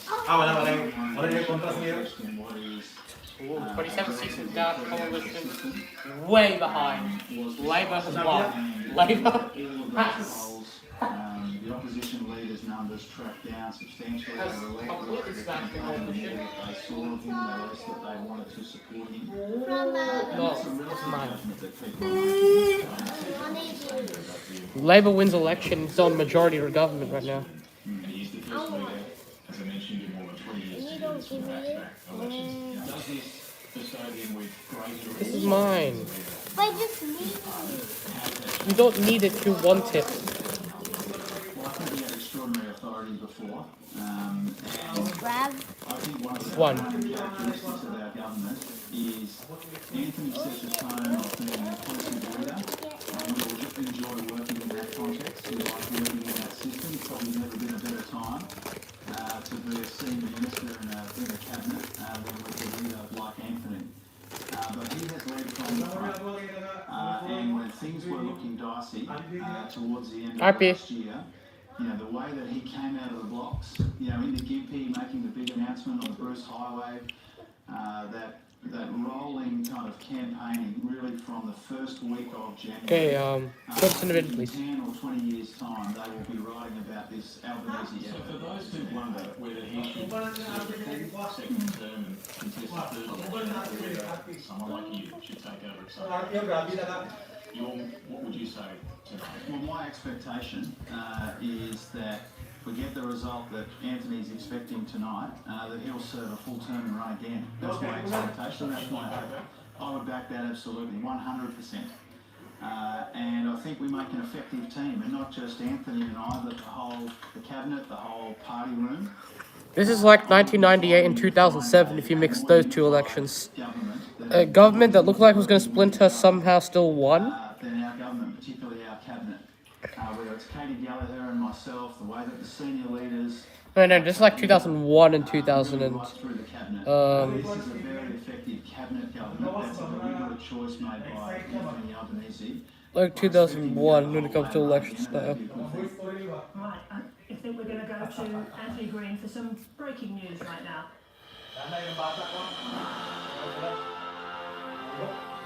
Label.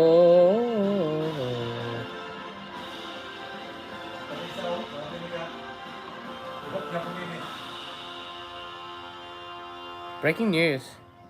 Well, the story at the moment is the opposition leader seated of Dixon. At this stage, Peter Dutton is on. Peter Dixon. Peter Dickin. Yeah, he is a dick. Dixon, 32% of the vote counted. Now, this is basically nearly all of the on-the-day votes. Labor's ahead on 34, Peter Dutton's on 30. The independent Ellie Smith is on 13. The Greens on 8.6. Yeah, if you pass a lot of those preferences to Labour, Labour has a majority.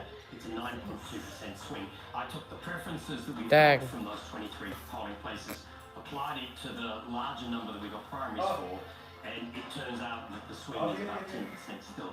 There is about 70% of preferences flowing to the Labour Party. After that independent, every time we get an independent on the seat, we get this strong flow of preferences. So, Peter Dutton is out. We're saying that Ali France at her third attempt should go on to the field to win that seat. And Peter Dutton is naturally cautious, almost certain to lose. But we've called it. We believe that Ali France will win Dixon. All right, there you go. Anthony Green's called it. James McGrath, a massive repudiation of the leader. Your response? I think. Wow. Let's wait for the figures to come in. This is the first. This is like Charles Blunt. Charles Blunt lost the seat of Richmond in 1990, which is, by the way, like Byron Bay area. And now it's Peter Dutton. So it's the first ever time a guy from the opposition ends up losing the election and losing his seat. And it's the first ever time since John Howard in 2007. It's the last time this happened was in 2007 with John Howard, and that was when John Howard lost his seat. It's going to be tough. It's going to be very tough. But what I've learned in politics is wait till the numbers come in, and Jim has pointed this out, and other people have pointed it out. We've got to wait till the numbers come in. It will be tough for him to hold it. It will be tough for us to hold a number of seats. Peter Dutton's lost his seat. Peter Dutton loses his own seat. He's not even in Parliament anymore. He is out. He is out. Wow. So let's just Labour has destroyed the coalition. Give me a heart attack. The hell? But I didn't anticipate that much of a swing against the coalition. You're defending Longman, Leichhardt, Ford, Dixon. Oh my gosh, my predictions from April of 2024 might actually be correct. Wait for the pre-poll figures to come in for these seats. And then we my predictions from April of 2024 might actually be correct. Well, Labour wins 87 seats. 87 seats. That's my projection. That's my prediction. So you're right. I don't know, maybe I could be. But Peter Dutton, he is gone. He has been deleted. Grab your phone. It would not say. We've got to wait for Where does it say Dutton gets the well, at the moment, it's my mum saying that.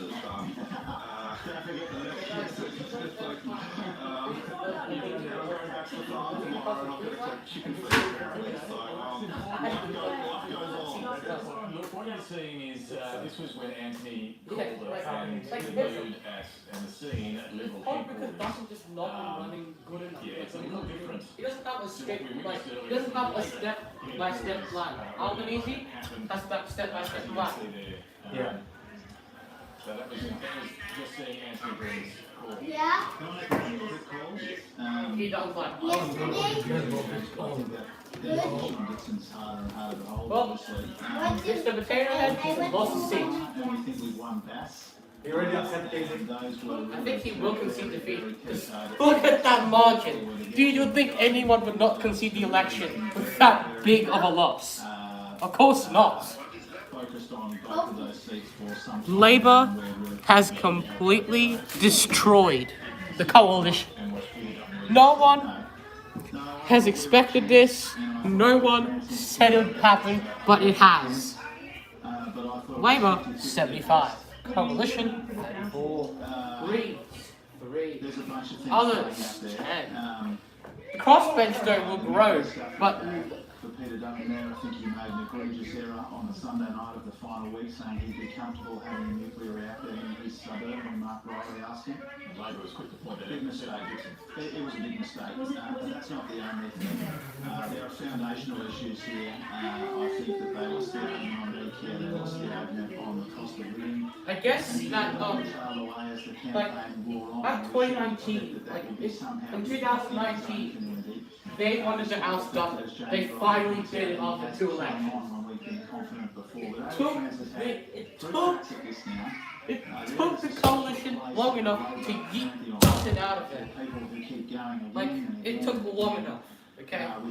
That was Labour's waiting plan, okay? That was the plan of, that was the plan of good old, you know who. That was the plan of Climate 200. And, you know, the environmentalists. Okay, get up. Whew. This election's crazy.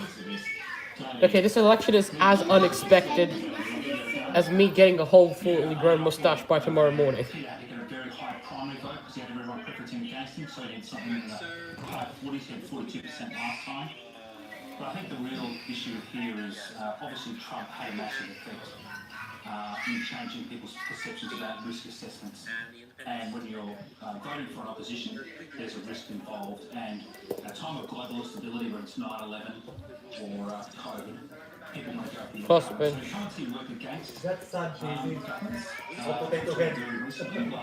Yeah, for Mr. Potato Head fans, it is a sad loss. Yeah, nuclear was, so I'm not suggesting that the coalition had a great campaign until Trump came along with tariffs and sent this sort of shockwave through the community about their superannuation balances, which have all taken a hit. But certainly the coalition having a very poor campaign, that turbocharged it. But the stick that they gave to Paul Erickson to beat them to death with was nuclear energy.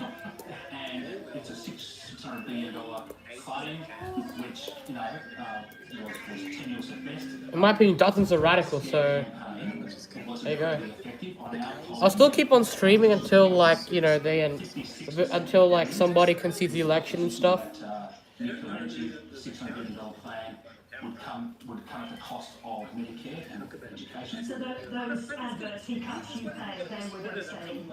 Anyways, I want to check Channel 7, because Channel 7 could have a bigger size of majority.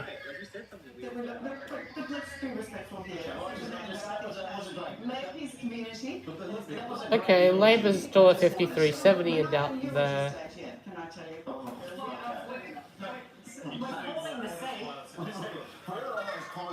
Six independents.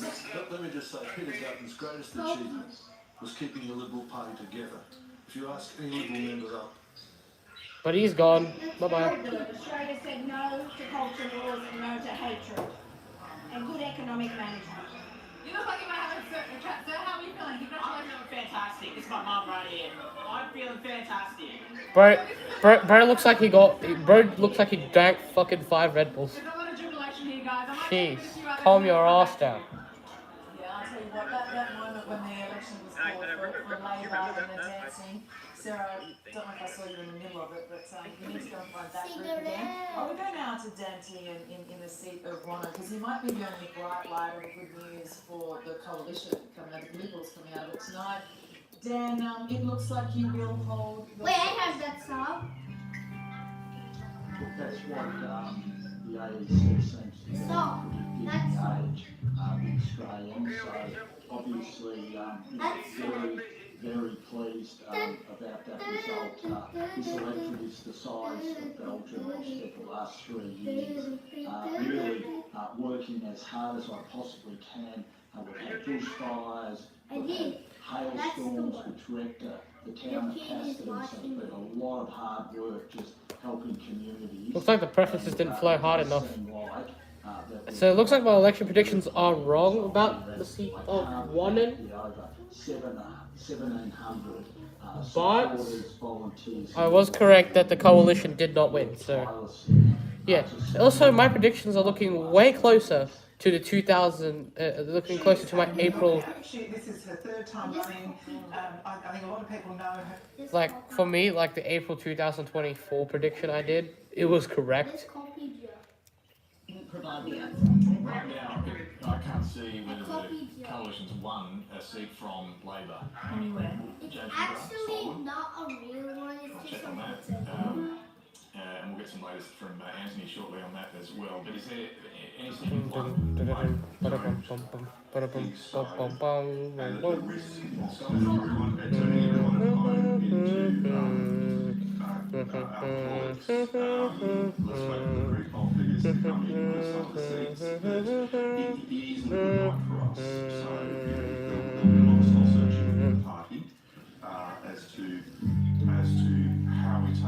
Wow, Queensland has backstabbed Dutton.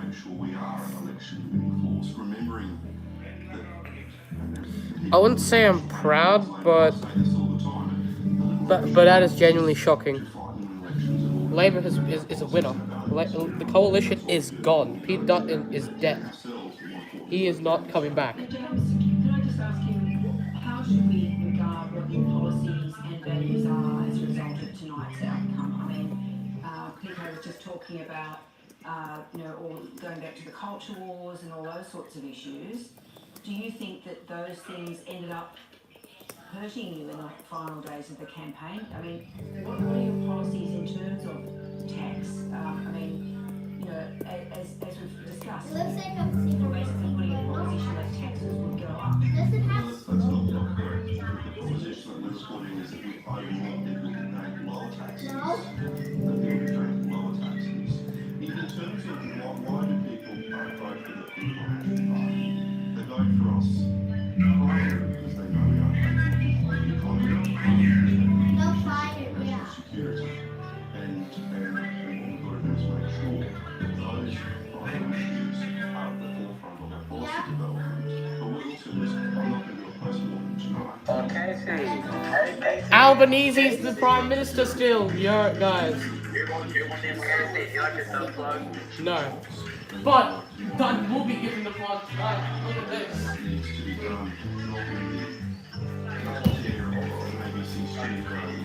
Labour is officially re-elected for a second term. Good job, Labour.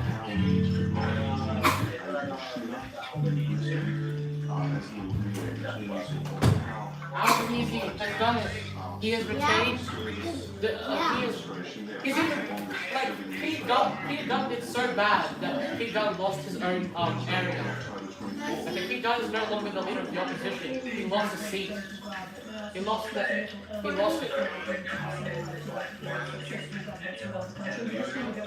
don't.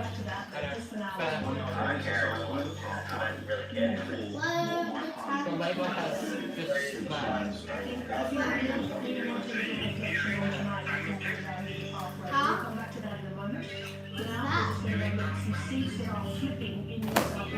Wow. With the ultra-marginal seat of Ballon, Anthony.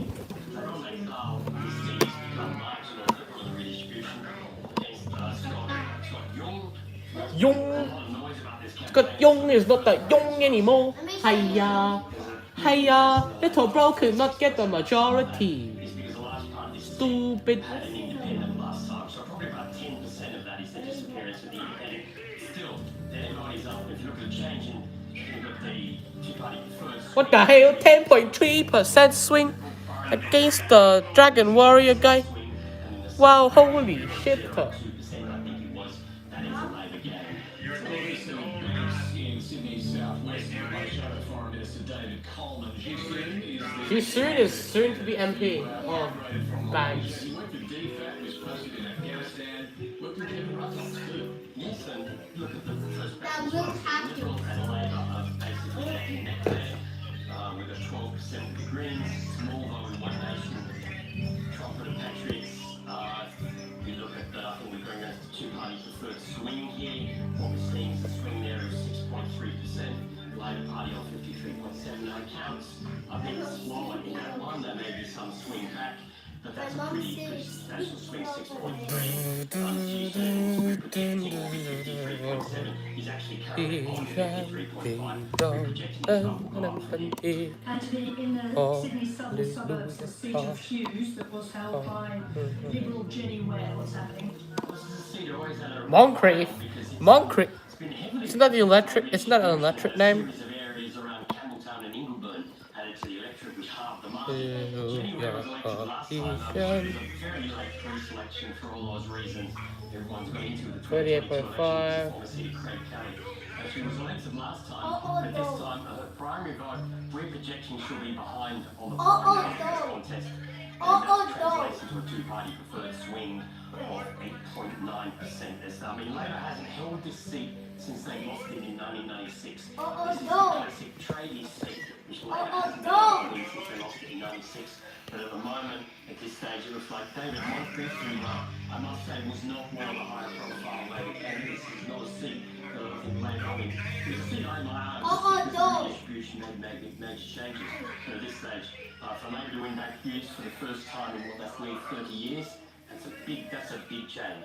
It is. Let's go to Richmond. The Greens are going to be celebrating this, Anthony. This is Justine Elliott's seat, the Labor local member there in northern New South Wales. The Greens candidate, Mandy Nolan, is a comedian, author, writer, artist and teacher. Oh, is this the Asian person or not? Celebrating this, I thought I tried to override this result. It's actually still coming up at the moment.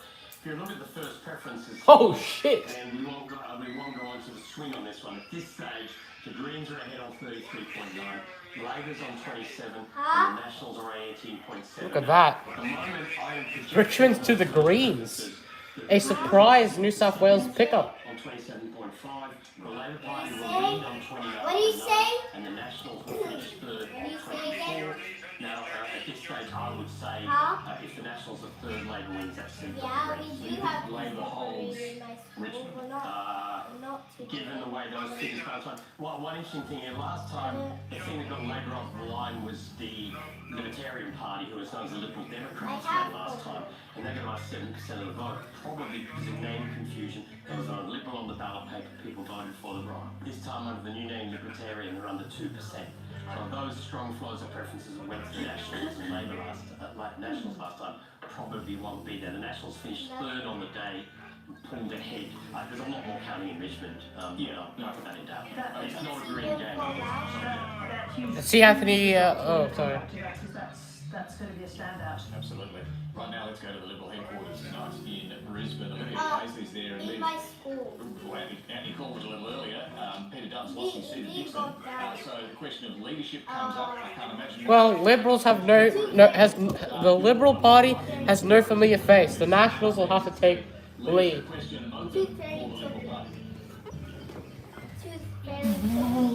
Were never the favourites, but for a while there, it did look like they could make history as a first term for the first time since 1931 and the Great Depression. Tonight, though, that hill has proved a mountain. The mood in this room right now, I've got to say, is more reflective and less somber than it had been in 2022. I was at Liberal HQ at that election then as well, and we're not seeing the kind of tears that we saw at that point in time, but perhaps the sheer enormity of this walloping haven't quite sunk in yet. And when we look at this, I mean, the stark contrast to the end of last year when the coalition was riding high in the polls, I don't think we can understate the impact of Donald Trump on this election. He's been toxic to centre-right governments across the world, and the coalition, they tell me that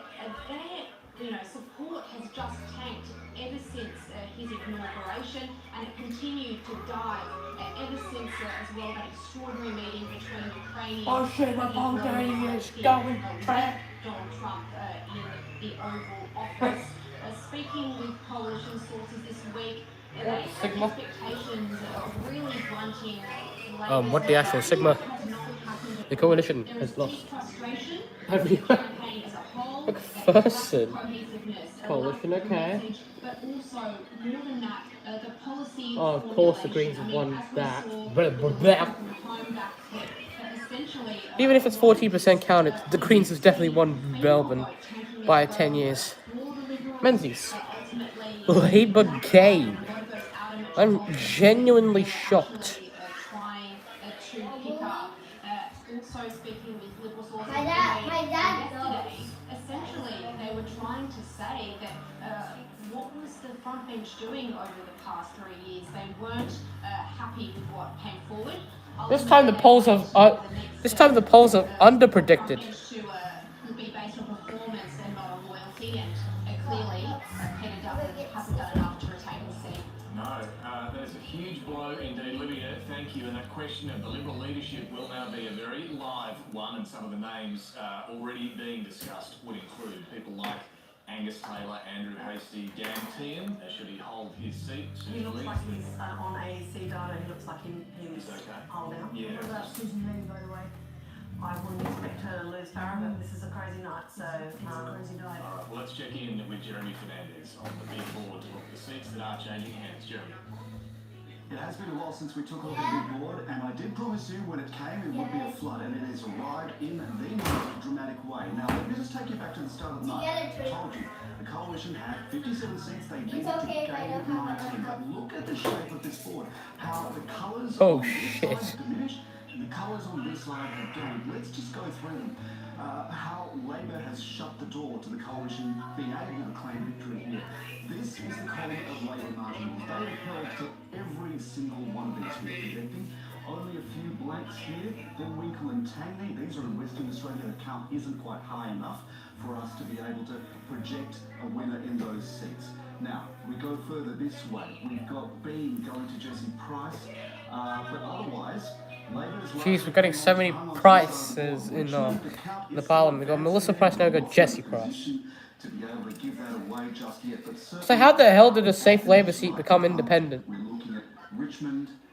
The Greens are ahead in Richmond. How the fuck? The crossbench. The crossbench largely staying the same. However, the seat of Brisbane has gone from the LNP to the Greens, and now looking like it's gone to Labor. One seat they worked very, very hard to gain off the Greens. Nice job, Albo. Griffith as well. Griffith, they had gone very hard on campaign there. They have, Labor has gained Griffith, it looks like, as well. Now, let's talk about the Ryan, though, just staying. Of all three seats that would have stayed, Ryan? Dixon, which we entered the night on a margin of 1.7%. This is Peter Dutton's seat, and it appears that he has lost that seat. Now, you heard from James McGrath, we're going to wait for the full numbers, the pre-polls to come in, but it looks very difficult for Peter Dutton to regain his seat there because the numbers are very much swinging against him. The Labor has also managed to claim the most marginal seats on the coalition side, so we're talking about Deakin, Bennelong, Sturt, flipping those red back. Wow, Sturt? Sturt means that all of SA's, all of Adelaide is just red. Okay, all of Adelaide is red. Adelaide is red. Ba-da-dee, ba-da-da. Might be close to the door.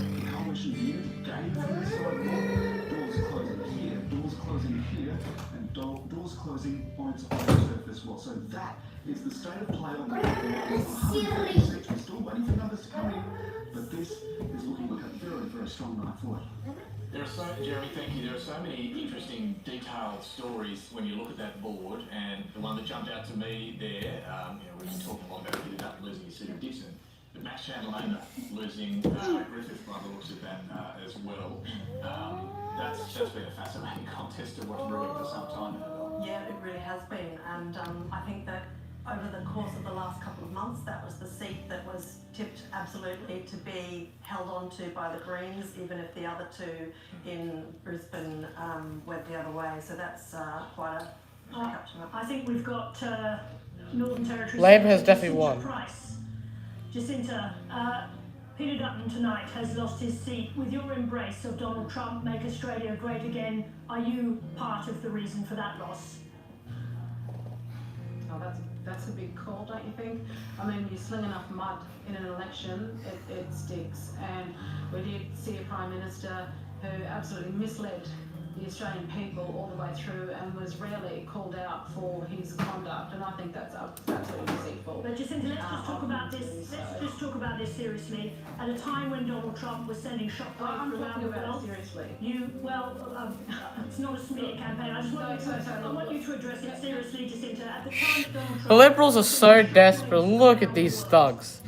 They're so desperate that they literally are trying to overtalk them. If you don't think that I'm addressing this seriously, I am addressing this deadly seriously, in that if you sling enough mud, it will stick. And absolutely, Labor, certainly the media, slung enough mud in terms of this particular issue. You made it all about Donald Trump. We really couldn't care less about the way Donald Trump is governing for America. We were concerned with the way Australia's being governed under Flynn.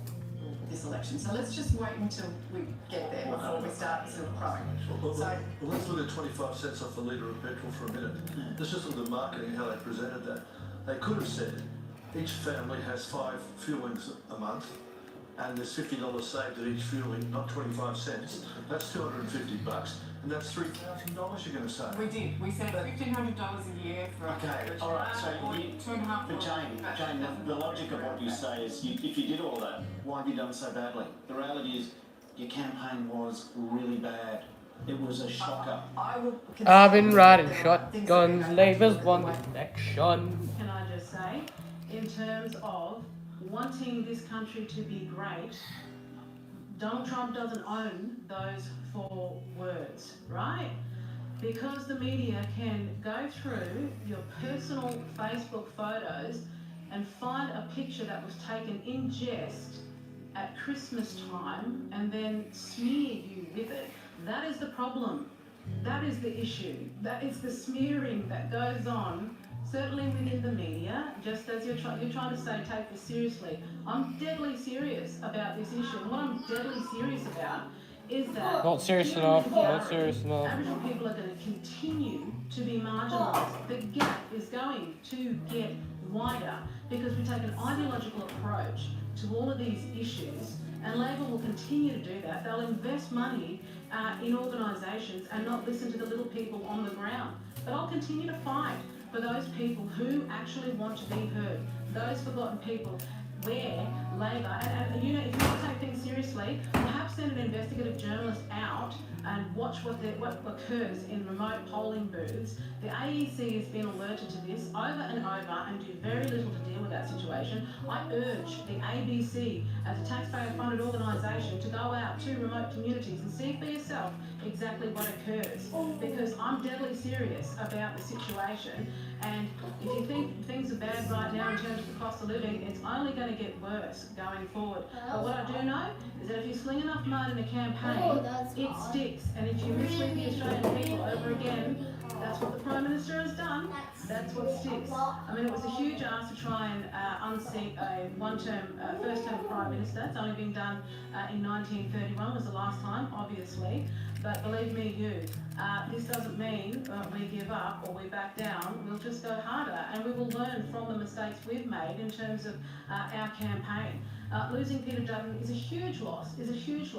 And the Liberal Party will determine what the leadership looks like for their party going forward. But we will absolutely learn from what's occurred during this campaign. Senator Price, it's Bridget Brennan here.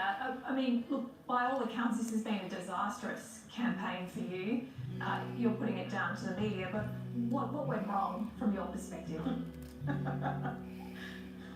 Well, look, I would have to say that certainly we could have provided our policies sooner to the Australian people to have a better understanding of what we wanted to do to support Australians better. The Liberals had a bad day. They had a bad day. They had a bad day. They had a bad day. They had a bad day. They had a bad day. They had a bad day. They had a bad day. As to the mistakes we've made and own those mistakes. And make sure that we don't repeat them going forward, because ultimately it's Australia's going to go going forward. That's our greatest concern.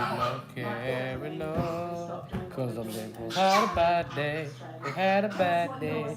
They had a bad day. They had a bad day. Bucking the trend, sliding towards the Country Liberal Party tonight. Yeah, look, I mean, we did see, obviously, in the northern suburbs of Darwin, I want to see Lingyari, territory election issues. because that's one of the key seats that I think will flip. Northern suburbs, and we did have our first Green ever in the Territory Parliament, but you know, crime's a huge issue right throughout the Northern Territory, and that is one where there was obviously the stabbing death of the shop owner in Nightcliff, you know, just the other week, and those issues, a lot of Territorians are doing it bloody tough, and they're feeling the impacts of things like crime. So, you know, that is why we're getting that swing in terms of Solomon. All right, Senator Jacinta Nampijila-Price, thanks for your time tonight. Thank you. We are going to check in now with Dan Tehan in his seat of Wannon, as we mentioned, with Peter Dutton gone. Who will be the Liberal leader? Casey. Yeah, David, this has been the seat of Wannon in regional Victoria, a massive seat that's drawn a lot of interest because of the run of an independent, Alex Dyson. Dan Tehan's standing by to speak with us. Let's first have a look at the figures. Dan Tehan is on 43.1% of the primary vote. He is in good shape. Alex Dyson was just under a third of the vote. I want to show you the change in vote on this seat, just to show you what's happened here. Alex Dyson is up just over 11%. He has seen substantial growth in his primary vote, but Dan Tehan's vote is only down by 1.1%. We do have a swing we can show you because Alex Dyson's run before. It's actually shaping up as a small swing at the moment to Dan Tehan. He's in very good shape to be re-elected as the member for Wannon. Time now to talk to Dan Tehan. Good news for you in your seat. That was a hotly contested seat, but disastrous news more broadly for the party, Dan Tehan. Absolutely, and can I just say to all my colleagues who have lost their seats tonight, thank you for the service to the Parliament, thank you to the service to the Liberal Party and to the National Party, and more generally to everyone else who has lost their seats tonight. You know, thank you for being a part of the democratic process. This job is getting harder and harder, and for anyone who puts their hand up, I think we owe a debt of gratitude. And can I, in particular, say to Peter Dutton, I've been on the road all day, but I understand that he might be in trouble in his seat. Thank you for your leadership over the last 3 years. You picked us up after 9 years in government in the most difficult circumstances, first term of an opposition, united us, and that unity, I think, is something that you can really, really hold your head up high on. Dan Tehan and David Spears here. Peter Dutton's lost his seat. You have bucked the trend. There's a swing to you, as we just saw in the numbers. Will you now be a candidate for leader? Look, David, I have been driving all day around my electorate, and as you know, it is a huge electorate from Ararat right through to Hamilton, where I voted. Plenty of time to think about your future. I got back. No, I haven't had any time to think about the future, because I've been calling the wonderful volunteers and supporters, over 1,700 of them here in Wannon, who helped and supported me over the last 3 years. Okay, so what do you think This now? has been Is this a something you grueling will time think about? David, what I'm thinking about is what has happened here in Wannon, and also what has happened to my colleagues and what the overall result. And with what's happened, you need time to consider, time to think, and get an understanding of what has occurred. And literally, I pulled up back in Hamilton about half an hour ago. The first news I had that it looked like a retained seat it's something was a daughter who's studying overseas, and she told me. Oh, well, that's lovely. But it is something you'll think about. Look, I'm going to be thinking about what's happened here. I'm going to be thinking about. So yeah, Albanese is back in government. At the moment, I've got to say, David, I did not like. I guess some people are like, "Oh, we expected this shit," but like other people are like, "Huh?" That means it is extremely difficult night for us tonight. Do you How much of a role should the private sector have in nuclear healthcare? power as part of your policy offering? About the same as now. Well, we've got to consider everything that's happened. Some What disagree. we need is a proper review of all the policies, a proper review Oops. of how we campaign, and we've got to do that over a period of time. You can't come out on the night of an election and say this is what you should have done, this is what you shouldn't have done. You have to wait for the cold hard light of day, and then you have to analyse things and do it properly. And you need to talk to the experts. But it doesn't sound fair enough. But it doesn't sound like it's a totemic issue that you must stick with. This should be part of the review, is what you're saying. Look, everything should be part of the review. We've got to have a root and branch look at everything that's occurred, absolutely, but do it in a very considered and methodical way. And that's the approach that you should take. I can't remember, David, and you've been around for a few campaigns as well, that anyone has said anything on election night in terms of a policy review or anything, or which policy should go or shouldn't go. Queensland You've got to take is the time cursed. and be sensible in how you go about looking at these things. Because Yeah, they Dan like. Tan, you're going to have a busy few days ahead, I would speculate. We thank you for joining us on a difficult night for the Liberal Party tonight. Thanks, David. Always a pleasure to join you. Now, we do have some pictures coming in that we can bring to you of the Prime Minister's car on the move. He's been at Kirribilli House watching, no doubt with glee, the results over the last, 3 hours. And now we understand he'll be heading off to There should be a limit function how much where land we was. saw Jane Norman and the Labor Party faithful a little earlier. Neutral. It's great having a shot of the car travelling. I'd rather have a shot inside the car, because I would like to know what that feels like inside that car. If the Prime Minister would like to zoom us in, we'll put that to him. But look, he's on his way. You can be sure that the Labor crowd at the party function there tonight, who are celebrating the call earlier on from Anthony Green, will be very happy to know that the Prime Minister is on his way. Now, normally, typically, you get a concession phone call from the loser to the winner, and then a concession speech, and then the victory speech. Whether that's what we'll see tonight, we don't know. It doesn't always happen that way. But whether a phone call has yet been made from Peter Dutton to congratulate Anthony Albanese, we're not aware of it. If someone wants to text me and let me know that that's happening. Okay, guys, I'll be the end of the stream, considering that Labour is on track to win and is winning. So there you go. Dutton is destroyed, and I'll end it roughly at the 198-minute mark. So 10 seconds until the stream end. So yeah, there you go, guys. Albanese called the election's called pretty early. Albanese wins. You know, he is an emotional fella,